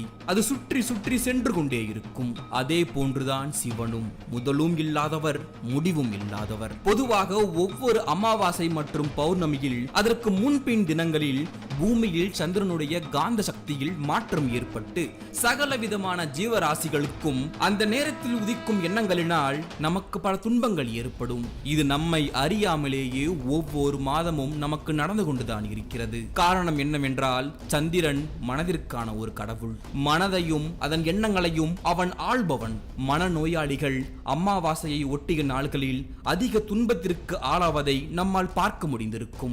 மேலும் அந்த நாட்களில் வியாதியின் தாக்கம் அதிகமாக இருக்கும். இது நம் அனைவருக்கும் தெரிந்த விஷயம்தான். சாதாரணமானவர்களுக்கு இந்த நாட்களில் ஞாபக மறதி, அலர்ஜி, மன அழுத்தம், ஜீரண சக்தி குறைபாடு போன்றவைகளால் சோர்வு, தூக்கமின்மை, அதிக உஷ்ணம் போன்ற துன்பங்கள் ஏற்படும். இன்றைய நடைமுறை வாழ்க்கை சூழலில் இதை உணராமல் நாம் வாழ்ந்து கொண்டிருக்கிறோம். அதற்கு பழகிவிட்டோம். ஆனால் நம் முன்னோர்கள் இதை புரிந்து கொண்டதால் அமாவாசை மற்றும் பௌர்ணமியை ஒட்டிய நாட்களில் மன வலிமையையும் அறிவின் விழிப்பாற்றலையும் தூண்டவும், மனதை ஒரு நிலையில் கொண்டு வரவும் மற்றும் உடல் இயக்கங்களின் நிதானத்தை கொண்டு வரவும் அதற்கு தேவையான விரதங்கள், பூஜைகள், தியானங்கள் ஆகியவற்றை கடைபிடித்தார்கள். அதை அவர்கள் ஆன்மீக வழியில் கொண்டு வந்தார்கள். ஆனால் அதற்கு பின்னிருக்கும் அறிவியல் ரீதியை தான் நாம் முன்பே பார்த்தோம். ஆக இந்த மகா சிவராத்திரி அன்று குறிப்பிட்ட கிரகங்களில் மற்றும் பேரண்டங்களின் கதிர்வீச்சுகள் இந்த பூமி முழுவதும் காணப்படும். அதே சமயம் ஒரு குறிப்பிட்ட பகுதியில் பூமி கடியில் இருந்து ஒரு நீரூற்று பிறப்பெடுத்து ஓடும்.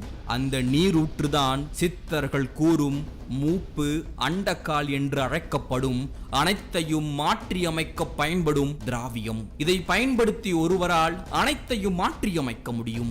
இரும்பையும் தங்கமாக மாற்ற முடியும் என்பதால் இதை கண்டறிய ஒரு கூட்டமே இன்று வரை சுற்றி கொண்டிருக்கிறது. ஆனால் அது அசாத்தியமான யோக சாதனையை பெற்றவரால் தான் அந்த இருப்பிடத்தை அறிய முடியும். இத்தகைய சிறப்பு பெற்ற ஊற்று பிறப்பெடுத்ததால் தான் அந்த இடத்திற்கு சிவகங்கை என்று நம் முன்னோர்களும் சித்தர்களும் பெயர் சூட்டினார்கள். அது மட்டுமில்லாமல் அன்றைய தினம் இந்த பூமி முழுவதும் பரவி இருக்கும் அற்புத சக்திகளை சித்தர்கள் தியானத்தின் மூலம் தங்களின் ஆத்ம வளர்ச்சிக்கு பயன்படுத்தி கொண்டார்கள். அதாவது அன்றைய நாளில் அவர்கள் செய்யும் தியானமானது 3 மாதங்கள் ஒருவர் இடைவிடாது தொடர்ந்து தியானம் செய்தால் கிடைக்கும் பலனை அந்த ஒரு நாள் கொடுக்கும். இதனால் தான் நம் முன்னோர்கள் அன்றைய தினம் கண் விழித்திருக்க வேண்டும் என்று சொன்னார்கள். ஆனால் அவர்கள் குறிப்பிட்டது புறக்கண் விழிப்பை அல்ல, நம் அகக்கண் விழிப்பை.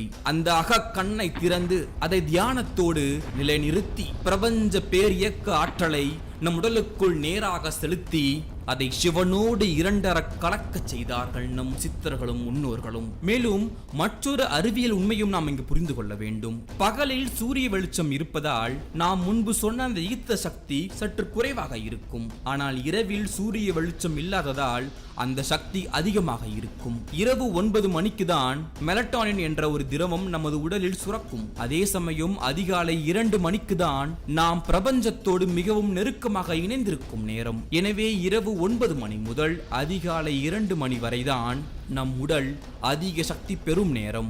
எனவேதான் இரவில் கண் விழிக்க சொன்னார்கள். இதை சிர்காடியன் ரிதம் என்றும் அழைப்பார்கள். இந்த ஈத்தர் என்ற சொல் இருக்கிறதல்ல, இது பல மதங்களில் பல மார்க்கங்களில் இறைவன், கடவுள், பிரம்மாண்டம், இறைத்துகள் ஆற்றல், பேரறிவு, பிரபஞ்சம், பரமாத்மா மற்றும் அண்டம் என்று பல்வேறு பெயர்களில் அழைக்கிறார்கள். இதற்கு ஆதாரமாக கிமு 4ஆம் நூற்றாண்டில் அரிஸ்டாட்டில் பல கண்டுபிடிப்புகளை கொடுத்துள்ளார். மேலும் 17ஆம் நூற்றாண்டு முதல் ஐசக் நியூட்டன், ஐன்ஸ்டீன் மற்றும் அகஸ்டின் போன்ற பல்வேறு விஞ்ஞானிகளும் இதை பற்றி வேறு வேறு பெயர்களில் கூறியிருக்கிறார்கள். இந்த ஈத்தர் சக்தியை தான் நம் சித்தர்களும் முன்னோர்களும் ஈசனோடு வைத்து பார்த்தார்கள். ஈசன் என்பவனை அவர்கள் இறைவனாக பார்த்தார்கள் என்பதை விட அதை ஒரு தத்துவமாக நம் சித்தர்கள் பார்த்தார்கள்.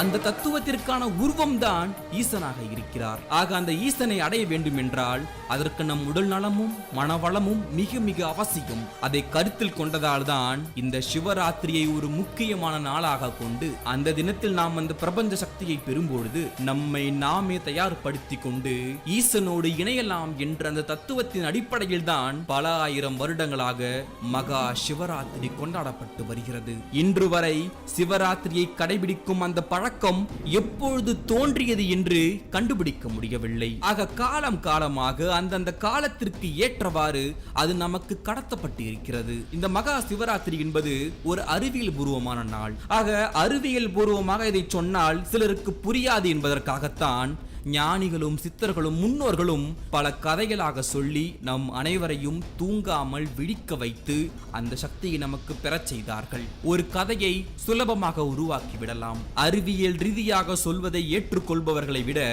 ஆன்மீக ரீதியாக அதற்கு ஒரு கதை கொடுத்தால் அதை ஞாபகம் வைத்துக் கொண்டு அது அடுத்த தலைமுறைக்கு பரவி அதை மனிதர்கள் பின்பற்றுவார்கள் என்று நம் முன்னோர்கள் எண்ணியதால் தான் இந்த மகா சிவராத்திரிக்கு பின்பு இன்று வரை சொல்லப்படும் பல ஆன்மீக கதைகள். எது எப்படி இருந்தாலும் இந்த மகா சிவராத்திரி அன்று ஆன்மீக ரீதியாகவும் அறிவியல் ரீதியாகவும் முழு பலனை நாம் அடைய காத்திருப்போம். திருமூலரின் இந்த 4 வரி போதும் இந்த உலகை புரிந்து கொள்வதற்கு.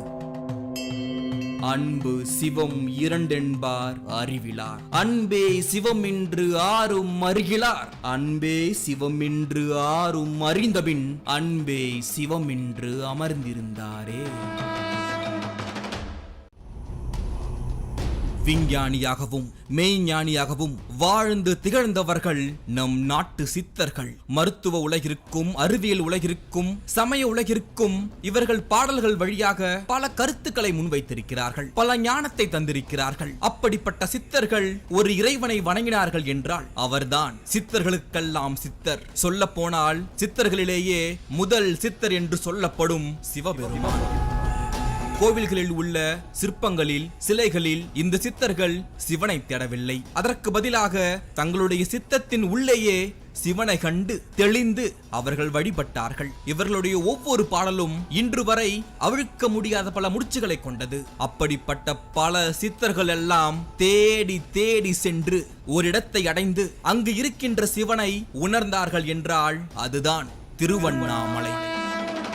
இந்த உலகத்தை கட்டுப்படுத்தும் பஞ்சபூதங்களாக இருக்கும் நிலம், நீர், நெருப்பு, காற்று, ஆகாயம் ஆகிய 5ற்கும் நம் தென்னிந்தியாவில் நம் முன்னோர்கள் கோவில்களை அமைத்திருக்கிறார்கள். அதில் நெருப்பை மையப்படுத்தும் அந்த நெருப்பு தலமாக, அக்னி தலமாக பல ஆயிரம் வருடங்களாக என்றும் நிலைத்து நிற்கும் அந்த திருவண்ணாமலையில் உள்ள அந்த அண்ணாமலையாரின் தத்துவத்தையும் அறிவியலையும் நாம் இங்கு தெரிந்து கொள்ள வேண்டும். பஞ்சபூதத்திலேயே மிகவும் சக்தி வாய்ந்த நெருப்பை மையமாக கொண்ட அக்னி தலமாக விளங்கும் திருவண்ணாமலையை பற்றியும் அதற்குள்ளே குடிகொண்டிருக்கும் ஈசனை பற்றியும் அவரையே சுற்றி சுற்றி வந்த சித்தர்கள் பற்றியும் கார்த்திகை தீபத்திற்கு பின்னால் இருக்கும் அந்த வரலாற்றையும் அறிவியலையும் நீங்கள் தெரிந்து கொள்ளப் போகிறீர்கள்.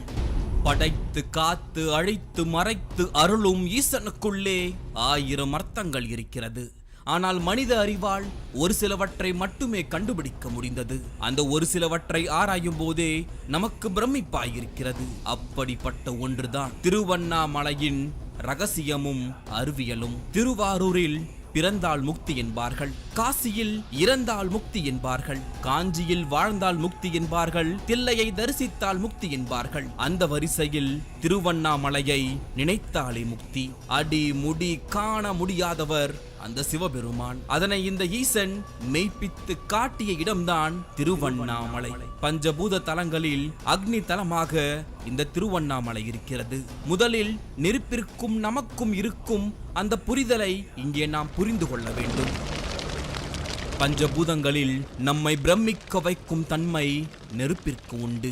சூரியனின் நெருப்புதான் பல கோடி கிலோமீட்டர்கள் கடந்து வந்து நம் பூமியை செழிப்பாக வைத்திருக்கிறது.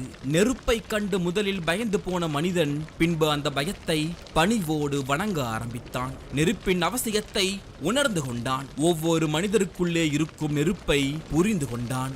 நாம் உயிரோடு இருப்பதற்கு அறிகுறியே நம் உடலுக்குள் இருக்கும் நெருப்புதான். அது குளிர்ந்து விட்டால் உடலில் உயிரில்லை என்பதே அறிவியல். நமக்குள் எரியும் நெருப்பு இல்லாமல் நம் உயிர் இல்லை என்பதை நாம் புரிந்து கொள்ள வேண்டும். ஆக உயிர் கொடுக்கும் தன்மையும் உயிரை எடுக்கும் தன்மையும் நெருப்பிற்கு இருக்கிறது. உடலில் இருக்கும் உயிருக்கு ஒரு அழிவற்ற நிலையை ஏற்படுத்த அந்த நெருப்பிற்கு பலம் இருக்கிறது. இந்த சூட்சமத்தை சித்தர்கள் தெளிவாக பயன்படுத்தினார்கள். அதனால்தான் அவர்கள் வாழ்ந்த பகுதிக்கு செல்லும் போதும் மறைந்த பகுதிக்கு செல்லும் போதும் அதை நம்மால் உணர முடிகிறது. ஒரு சித்தனுக்கே நெருப்பை கொண்டு எவ்வளவு சக்தி இருக்கும் பொழுது சித்தனுக்கெல்லாம் சித்தன், பஞ்சபூதத்தின் தலைவன், அக்னியை தன் கட்டுக்குள் வைத்திருக்கும் ஆண்டவனான சிவனுக்கு எவ்வளவு ஆற்றல் இருக்க வேண்டும், அந்த நெருப்பின் தளத்திற்கு எவ்வளவு வலிமை இருக்க வேண்டும்.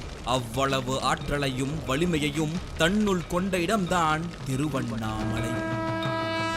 பிரபஞ்சம் தோன்றிய காலத்தில் இருந்தே இந்த மலை இருப்பதாக புராணங்கள் சொல்கிறது. இந்த மலை சுமார் 260 கோடி பழமை வாய்ந்தது என்கிறார்கள் ஆய்வாளர்கள். நெருப்பு மலையாகவும் மாணிக்க மலையாகவும் பொன் மலையாகவும் இப்பொழுது கல் மலையாகவும் இந்த மலை இருப்பதாக நம்பப்படுகிறது. இந்த மலையை ஆய்வு செய்த வரலாற்று ஆய்வாளர்கள் இந்த மலையில் காந்த சக்தி இருப்பதாக கண்டறிந்திருக்கிறார்கள். பால் பிரிட்டன் என்னும் ஆய்வாளர் மெசேஜ் ஃப்ரம் அருணாச்சலா என்ற நூலில் லெமுரியா கண்டத்தின் எஞ்சிய பகுதி இந்த திருவண்ணாமலை என்று கூறியுள்ளார். திருவண்ணாமலை, அண்ணாமலை, இந்த பெயருக்கு பின்னால் இருக்கும் பொருளையும் தத்துவத்தையும் நாம் புரிந்து கொள்ள வேண்டும். நெருங்கி செல்லுதலுக்கு எப்படி அண்ணுதல் என்கின்ற பொருள் இருக்கிறதோ அதே போல் நெருங்கவே முடியாத ஒன்றிற்கு அண்ணா என்ற அர்த்தம் இருக்கிறது. அண்ணா என்ற சொல்லுக்கு மேலும் உயர்ந்த என்ற பொருளும் இருக்கிறது. அதனால்தான் மூத்த உடன்பிறப்பை அன் கூட்டல் அவன் அண்ணன் என்று அழைக்கிறோம். செங்குத்தாய் உயர்ந்த மலையை அண்ணாந்து பார்க்க வைப்பதால் அது அண்ணாமலை என்றும் சொல்லலாம். அங்கிருக்கும் ஈசனின் பெயர் அருணாச்சலம். இதற்கும் பொருள் இருக்கிறது. அருணம் என்பதற்கு சிவப்பு நிற நெருப்பு என்று பொருள். சலம் என்பதற்கு மலை என்று பொருள். சிவபெருமான் சிவப்பு நிறத்தில் எரியும் நெருப்பின் தன்மையுடன் இருப்பதால் இந்த தலம் அருணாச்சலம் என்று அழைக்கப்படுகிறது. இந்த மலையை சுற்றி 108 சிவலிங்கங்கள் புதைந்திருப்பதாக ஒரு நம்பிக்கை இருக்கிறது. எனவே சிவமே மலையாக இருக்கும் மலையையும் மலையை சுற்றி புதைந்திருக்கும் 108 சிவலிங்கங்களையும் சுற்றிதான் கிரிவல பாதை இருக்கும். திருவண்ணாமலைக்கு ஒரு புராண கதை இருக்கிறது. பொதுவாக நாங்கள் புராண கதைகளை நம்புவதில்லை. ஆனால் இங்கு சொல்லப்படும் கதைக்கு பின்னால் ஈசனின் வழியாக ஒரு தத்துவம் நிலைத்து நிற்கிறது. யார் பெரியவன் என்கின்ற தலைக்கணம் இன்றும் பலருக்கு இருக்கிறது. அதே போல் புராணத்தில் பிரம்மாவுக்கும் திருமாலுக்கும் தங்களுக்குள் யார் பெரியவர் என்று சண்டையிட்டுக் கொண்ட பொழுது சிவபெருமான் அக்னி தூணாக நின்றதாகவும் அவருடைய அடியை தேடி திருமால் வராக அவதாரம் எடுத்து பூமியை குடைந்து செல்ல பிரம்மா சிவபெருமானின் முடியை தேடி அன்ன வாகனத்தில் பறந்து செல்ல இருவராலும் ஈசனின் அடி முடியை காண முடியவில்லை என தல வரலாறு இருக்கிறது. பிரம்மனாலும் விஷ்ணுவாலும் நெருங்க முடியாத நெருப்பு மலையாக ஈசன் நின்ற காரணத்தால் இந்த தலம் அண்ணாமலை என்று பெயர் பெற்றது. இதில் இருக்கும் தத்துவத்தை ரமண மகரிஷிகள் அழகாக சொல்கிறார். இந்த உடம்பு நான் என்னும் எண்ணத்தை அழித்து மனதை ஆன்மாவில் அழித்து உன் முகத்தால் அத்வைத ஜோதியை காண்பதுதான் தரிசனமாகும் என்கிறார். உலகில் மிகப்பெரிய சிலைகள் புத்தருக்கு இருக்கிறது என்றால் ஒரு மலையை சிவனாக ஈசனாக இருப்பது நம் நாட்டில்தான். தென்னிந்தியாவில் மிகவும் பழமையான நகரங்களில் திருவண்ணாமலையும் ஒன்று.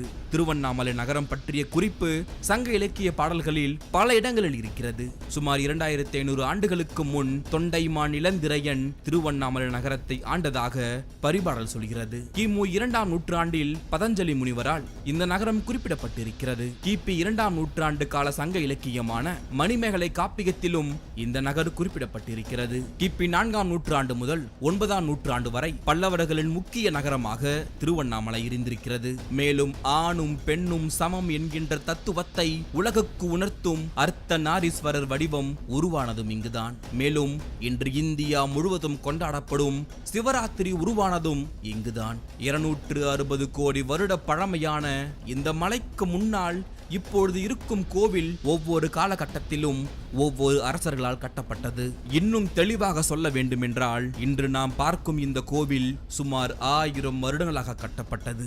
ஆம், முதல் மற்றும் 2ஆம் நூற்றாண்டுகளில் மகிழ மரத்தின் அடியில் சுயம்பு லிங்கமாக சிறிய மண் சுவர் குடிலாகத்தான் ஆரம்பத்தில் இந்த கோவில் இருந்தது. அதற்கு பின்பு 4ஆம் நூற்றாண்டில் செங்கல் தலமாக மாற்றப்பட்டு 5ஆம் நூற்றாண்டில் சிறிய ஆலயமாக உருவெடுத்தது. சிவனுக்கு மிகப்பெரிய கோவில்கள் பல கட்டிய சோழர்கள் அவர்களுடைய ஆட்சிக்கு பிறகுதான் இந்த ஆலயம் பிரம்மாண்டமாக மாறத் தொடங்குகிறது. 9ஆம் நூற்றாண்டில் முதலாம் ஆதித்த சோழன் இந்த ஆலயத்தை கருங்கல் கருவறையாக மாற்றினான். 10ஆம் நூற்றாண்டில் அவனது வாரிசுகள் பிரகாரங்களை கட்டினார்கள். 11ஆம் நூற்றாண்டில் இருந்து 17ஆம் நூற்றாண்டு வரை பல்வேறு கோபுரங்கள், மண்டபங்கள், சன்னதிகள் என்று பல்வேறு மன்னர்களால் புனரமைக்கப்பட்ட ஆலயம் இது. அதிலும் முக்கியமாக 16ஆம் நூற்றாண்டில் விஜயநகர பேரரசர் கிருஷ்ணதேவராயருக்கு இந்த சிவனை மிகவும் பிடித்து போக அதுவரை சிறிதாக இருந்த ஆலயத்தை மேலும் மிகப்பெரிய ஆலயமாக மாற்றினார். சோழர்கள், பாண்டியர்கள், பல்லவர்கள், சம்புவரையர்கள், விஜயநகர பேரரசு, தஞ்சை மன்னர்கள், நாட்டுக்கோட்டை நகரத்தார் என போட்டி போட்டு திருப்பணிகள் செய்தார்கள். இவ்வாறு ஆலயத்தின் மொத்த கட்டமைப்பும் கட்டி முடிக்க சுமார் 1000 ஆண்டுகள் ஆகியிருப்பது கல்வெட்டுகள் மூலம் தெரிய வருகிறது. அங்குள்ள பல நூறு கல்வெட்டுகளில் 119 கல்வெட்டுகள் தான் இதுவரை ஆராயப்பட்டுள்ளது. மொத்த கல்வெட்டுகளையும் ஆய்வு செய்தால் இன்னும் பல ஆச்சரியமூட்டும் தகவல்களும் ரகசியங்களும் வெளிவரலாம். இது ஒரு புறம் இருக்க, இந்த இடம் சித்தர்கள் பூமியாக இருப்பதற்கு காரணம் என்ன? அதை பற்றி ஆராயும் பொழுது ஈசன் இருக்கும் இடமே சித்தர்கள் இருக்கும் இடமாக பார்க்கப்படுகிறது. சித்தர்களின் சரணாலயமாக திருவண்ணாமலை இருக்கிறது. சித்தர்கள் இங்கு அதிகமாக இருந்த காரணத்தை ஒரு அறிவியல் கண்ணோட்டத்தோடு பார்க்கும் பொழுது நமக்கு ஒரு தகவல் கிடைத்தது. அது என்னவென்றால், நம் மன அதிர்வுகளை புத்தி தன் கட்டுப்பாட்டுக்குள் கொண்டு வராமல் எத்தகைய சித்துக்களையும் செய்ய முடியாது. இயல்பாகவே புவியியல் அமைப்பிலேயே எண்ணங்களை நம் கட்டுக்குள் கொண்டு வரக்கூடிய அதிர்வுகளை கொண்ட இடமாக திருவண்ணாமலை இருக்கிறது. நம் மனதில் கோபம், ஆக்ரோஷம், குழப்பம், கவலை ஆகியவை எழும்பொழுது நம் உடலை சுற்றி உள்ள அலைகள் 14 ஹெர்ட்ஸுக்கும் மேல் இருக்குமாம். இதனை பீட்டா அலைகள் என்று கூறுகிறார்கள். இந்த நிலையில் மனம் நம் கட்டுப்பாட்டில் இருக்காது. அதேபோல் நம் ஆழ்ந்த தூக்கத்தின் பொழுது உடலை சுற்றி உள்ள அலைகள் 14 ஹெர்ட்ஸுக்கு கீழே இருக்குமாம். இந்த அலைகளை ஆல்பா அலைகள் என்கிறார்கள். அதே உடல் தியான நிலையில் இருக்கும் பொழுது 8 ஹெர்ட்ஸுக்கு கீழே இருக்குமாம். இதனை தீட்டா அலைகள் என்கிறார்கள் விஞ்ஞானிகள்.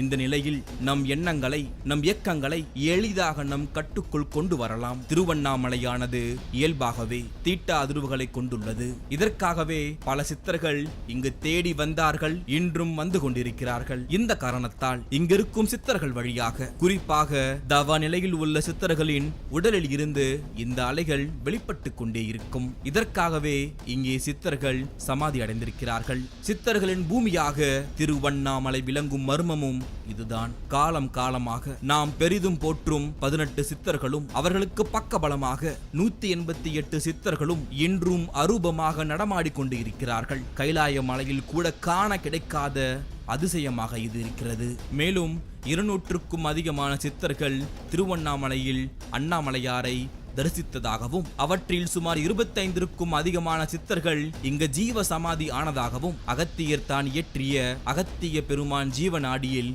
கூறியிருக்கிறார். அடுத்து நம் தமிழ்நாட்டின் முக்கிய விழாவாக கொண்டாடப்படும் கார்த்திகை தீபத்தை பற்றி பார்க்க வேண்டும்.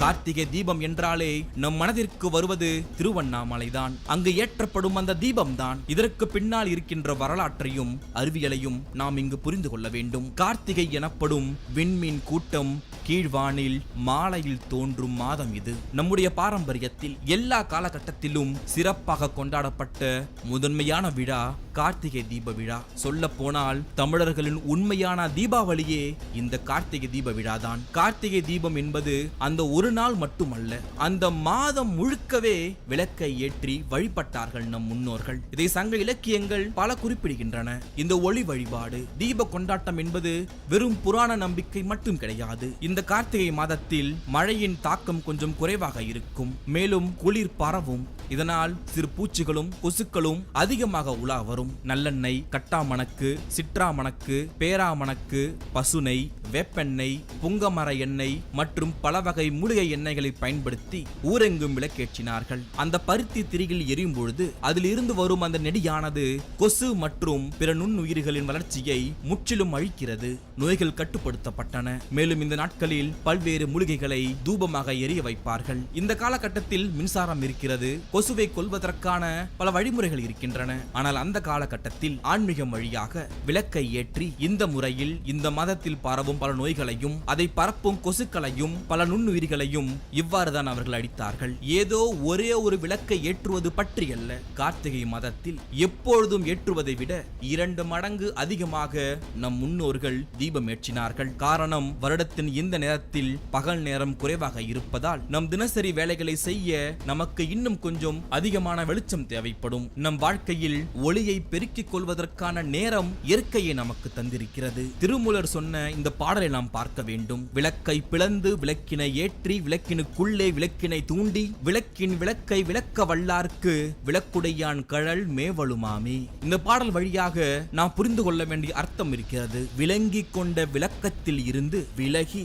மெய்ஞான பரம்பொருளை நம்முள் தூண்டி விளக்கேற்றி சிவ ஒளிக்குள் ஆன்மா எனும் சீவ ஒளி விளங்கும்படி செய்து வழிபட்டால் சகலத்தையும் விளக்கும் ஈசனின் கழலை அடையலாம் என்கிறார் திருமூலர். மேலும் கார்த்திகை தீப திருநாள் அன்று ஒரு மிகப்பெரிய தத்துவம் புதைந்திருக்கிறது. அதுவும் நம் திருவண்ணாமலையில் இருக்கிறது. தீப திருநாள் அன்று அதிகாலையில் அண்ணாமலையார் சன்னதியில் ஒரு தீபம் ஏற்றி அதன் மூலம் மேலும் 5 தீபங்கள் ஏற்றி பூஜை செய்வார்கள். பின்பு அந்த தீபங்களை ஒன்றாக்கி அண்ணாமலையார் அருகில் வைத்து விடுவார்கள். இதனை ஏகன் அநேகனாகி அநேகன் ஏகனாகுதல் தத்துவம் என்கிறார்கள். அதாவது பரம்பொருளான சிவனே பல வடிவங்களாக நமக்கு அருளுகிறார், அருள் புரிகிறார் என்பதே இந்த கார்த்திகை தீபத்தின் உட்கருத்தாக பார்க்கப்படுகிறது.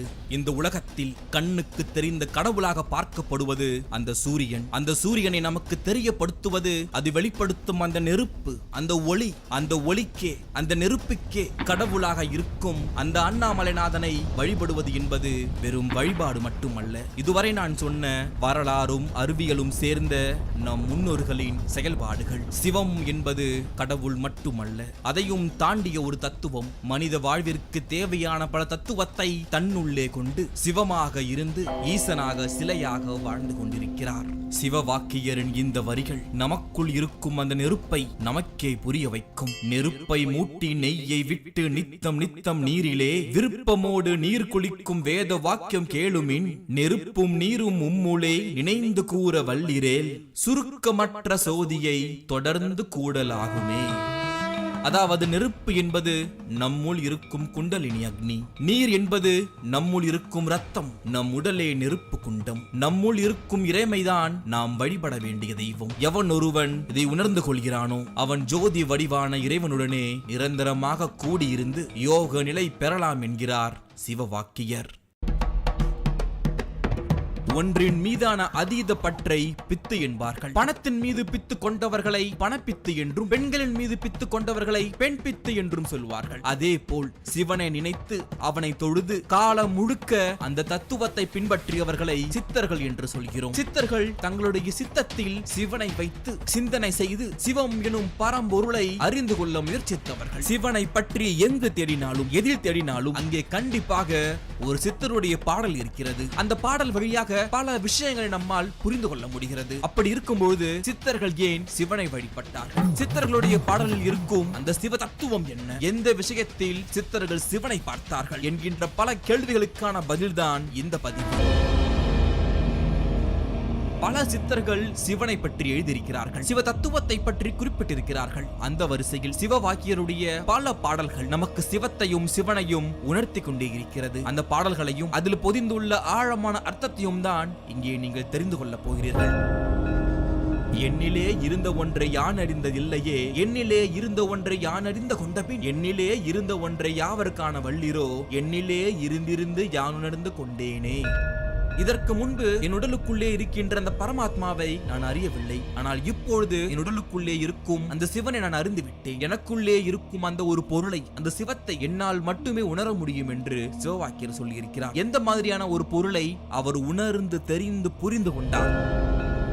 ஓடி ஓடி ஓடி ஓடி உட்கலந்த சோதியை நாடி நாடி நாடி நாடி நாட்களும் கழிந்து போய் வாடி வாடி வாடி வாடி மாண்டு போன மாந்தர்கள் கோடி கோடி கோடி கோடி எண்ணிகரற்ற கோடியே.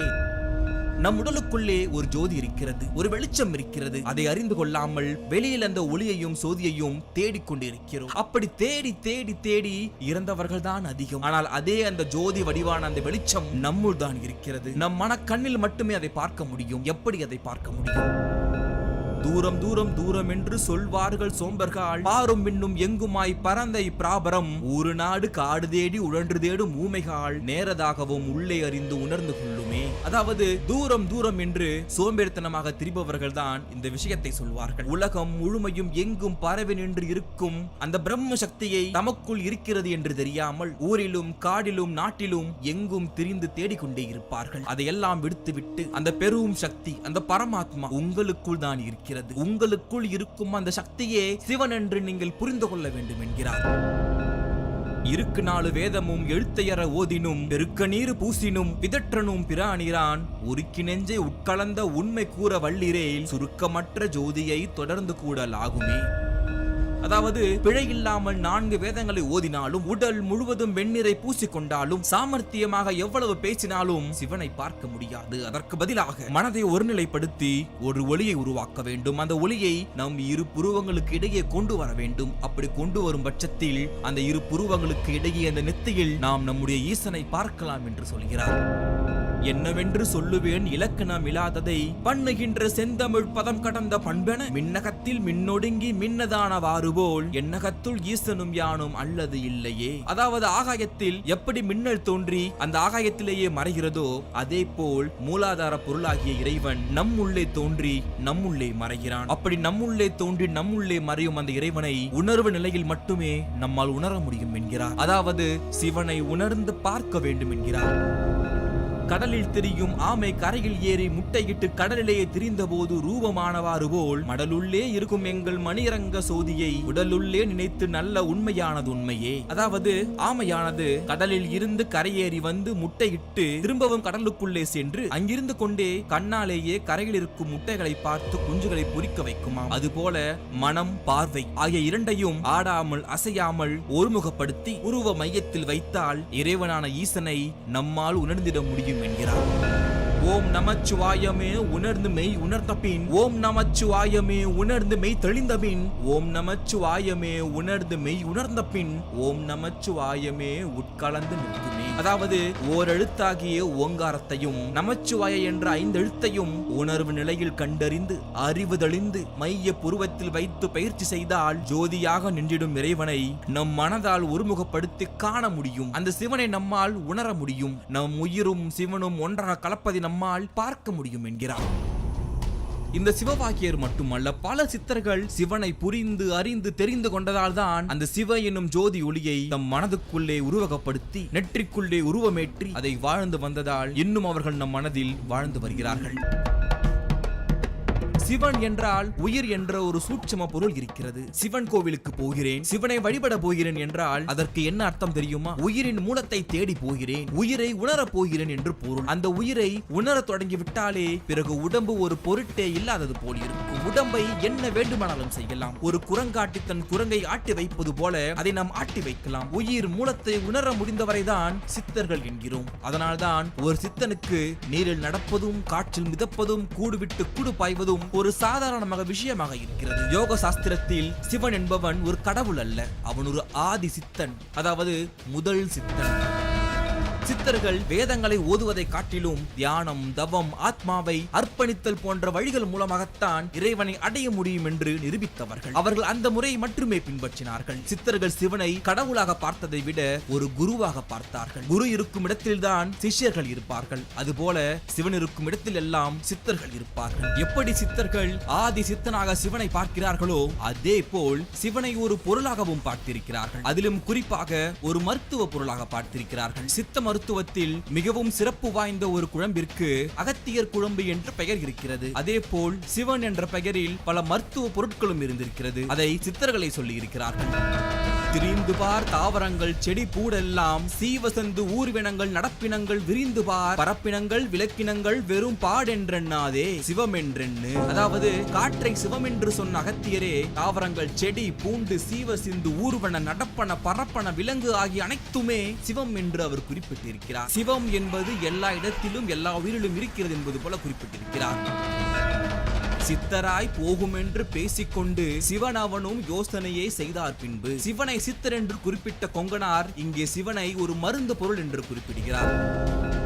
தானான சிவன் தன்னை பாலில் போட்டு தனித்துமே அடுப்பேற்றி எரித்து கொண்டு ஊனான துளர்த்தி அடித்து நைய உருசலை வடிகொண்டு சூரணமே செய்து. இந்த பாடல் வழியாக சிவனை பாலில் போட்டு அடுப்பேற்றி எரித்து நைய இடித்து உலர்த்தி சூரணம் செய்து என்று போகருடைய உரையில் இருந்து சிவன் இறைவனாகவோ சித்தனாகவோ இல்லாமல் சிவன் என்பது ஒரு பொருளை குறிப்பது போல இங்கு குறிப்பிடப்பட்டிருக்கிறது. ஆகவே சிவன் என்னும் சொல் பல்வேறு பொருளில் பல நிலைகளில் பயன்படுத்தப்படுகின்ற சொல்லாக மருத்துவ நூல்களில் இருக்கிறது. அதே போல் சித்தனுக்கு சித்தனுக்கெல்லாம் சித்தனாக ஒருவன் இருந்திருக்கிறான், அவன்தான் சிவன் என்று இந்த சிவன் பெயரை வைத்து ஓரளவுக்கு புரிந்து கொள்ள முடிகிறது. சித்தனுக்கெல்லாம் சித்தனாக இருந்த அந்த சிவன் அவன் கண்டுபிடித்த மருந்து, ஞானம் ஆகியவற்றிற்கெல்லாமே அவன் பெயரை வைத்தே சித்தர்கள் பல பாடல்களில் சிவன் என்னும் பெயரை மருந்தாகவும் பயன்படுத்தியிருக்கிறார்கள். நான் முன்பு சொன்னது போல எப்படி சித்த மருத்துவத்தில் அகத்தியர் குழம்பு என்று ஒரு பெயர் இருக்கிறதோ அதே போல் பல மருந்துகளின் பெயர்களில் சிவன் என்ற பெயரும் இருக்கிறது.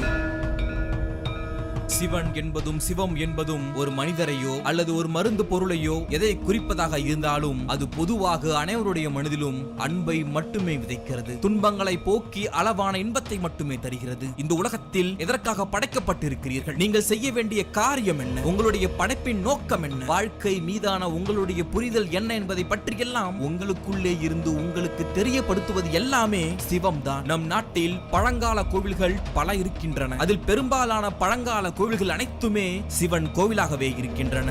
சிவனுக்காகவே கட்டப்பட்டிருக்கின்றன. நம் நாட்டில் 1000 வருடத்தை கடந்து எந்த ஒரு கோவில் இருக்கிறதோ அது சிவன் கோவிலாகவே இருக்கிறது. சிவன் என்றால் எது இல்லையோ அது என்று பொருள் சொல்வார்கள். ஆகவே இந்த மாதிரியான பல கோவில்களில் எது இல்லையோ அதற்காகத்தான் அந்த கோவிலை கட்டி இருக்கிறார்கள். அப்படி என்றால் இல்லாத ஒன்றுக்காக எதற்கு கட்ட வேண்டும் என்று உங்களுக்கு தோன்றும். இங்குதான் நாம் ஒன்று யோசிக்க வேண்டும். எது இல்லையோ என்கின்ற அந்த பொருள் தன்மைக்கு அப்பாற்பட்டவன் சிவன். எது இருக்கிறதோ என்கின்ற ஒரு பொருள் தன்மையுடைய வெளிப்பாடாகத்தான் சிவன் இருக்கிறான். ஆக ஒன்றுமே இல்லாமல் உங்களுக்குள் நீங்கள் நுழைந்து பார்க்க வேண்டும், உங்களுக்குள் நுழைந்து உங்களை நீங்களே தேட வேண்டும் என்கின்ற பல தத்துவத்தின் அடிப்படையில் தான் சிவன் கோவில்கள் பெரும்பாலும் கட்டப்பட்டு இருக்கின்றன என்கின்ற ஒரு கூற்றும் இருக்கிறது. ஆக ஒன்றுமே இல்லாத, அதாவது எதுவுமே இல்லாத ஒருவனுக்கான ஒரு உருவமாகத்தான் அந்த லிங்க வடிவத்தை வைத்திருக்கிறார்கள் நம் முன்னோர்கள். சிவனை தேடியும் சிவத்தை தேடியும் கோவில் குளமெல்லாம் சுத்துவது ஒரு பக்கம் இருந்தாலும், காடு மலையெல்லாம் சுத்துவது ஒரு பக்கம் இருந்தாலும், உங்களுக்குள்ளே நீங்கள்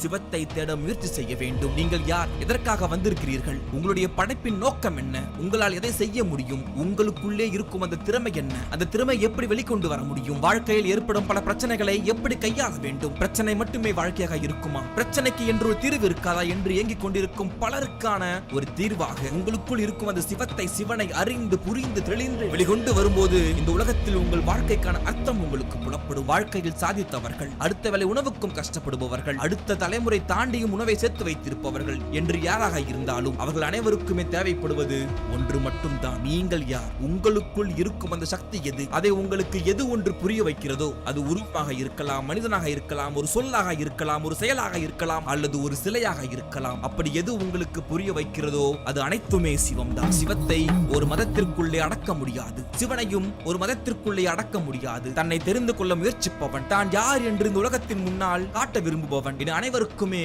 சிவம் தேவைப்படுகிறது. அனைத்திற்குமானவன் சிவன், அனைத்து உயிரினத்திற்கும் பொதுவானவன் சிவன், ஆணும் பெண்ணும் இரண்டர கலந்தவன் சிவன். ஆகவே உங்களுக்குள்ளே இருக்கும் உங்களை நீங்கள் புரிந்து கொள்வதற்கு, தெரிந்து கொள்வதற்கு, அறிந்து கொள்வதற்கு சிவனை முதலில் உணரத் தொடங்குங்கள். இது போல பல வரலாற்று நிகழ்வுகளையும் தமிழ் பெருமைகளையும் தன்னம்பிக்கை பதிவுகளையும் தெரிந்து கொள்ள டீப் டாக்ஸ் தமிழ் யூடியூப் சேனலை சப்ஸ்கிரைப் செய்து பெல் ஐகானையும் அழுத்தி விடுங்கள். மேலும் டீப் டாக்ஸ் தமிழ் ஃபேஸ்புக் மற்றும் இன்ஸ்டாகிராம் பக்கத்தையும் ஃபாலோ செய்யுங்கள். சுவாரஸ்யமான தகவல்களை தெரிந்து கொள்ள deeptalks.in வலைதளத்தை பாருங்கள். டீப் டாக்ஸ் தமிழ், நான் உங்கள் தீபன்.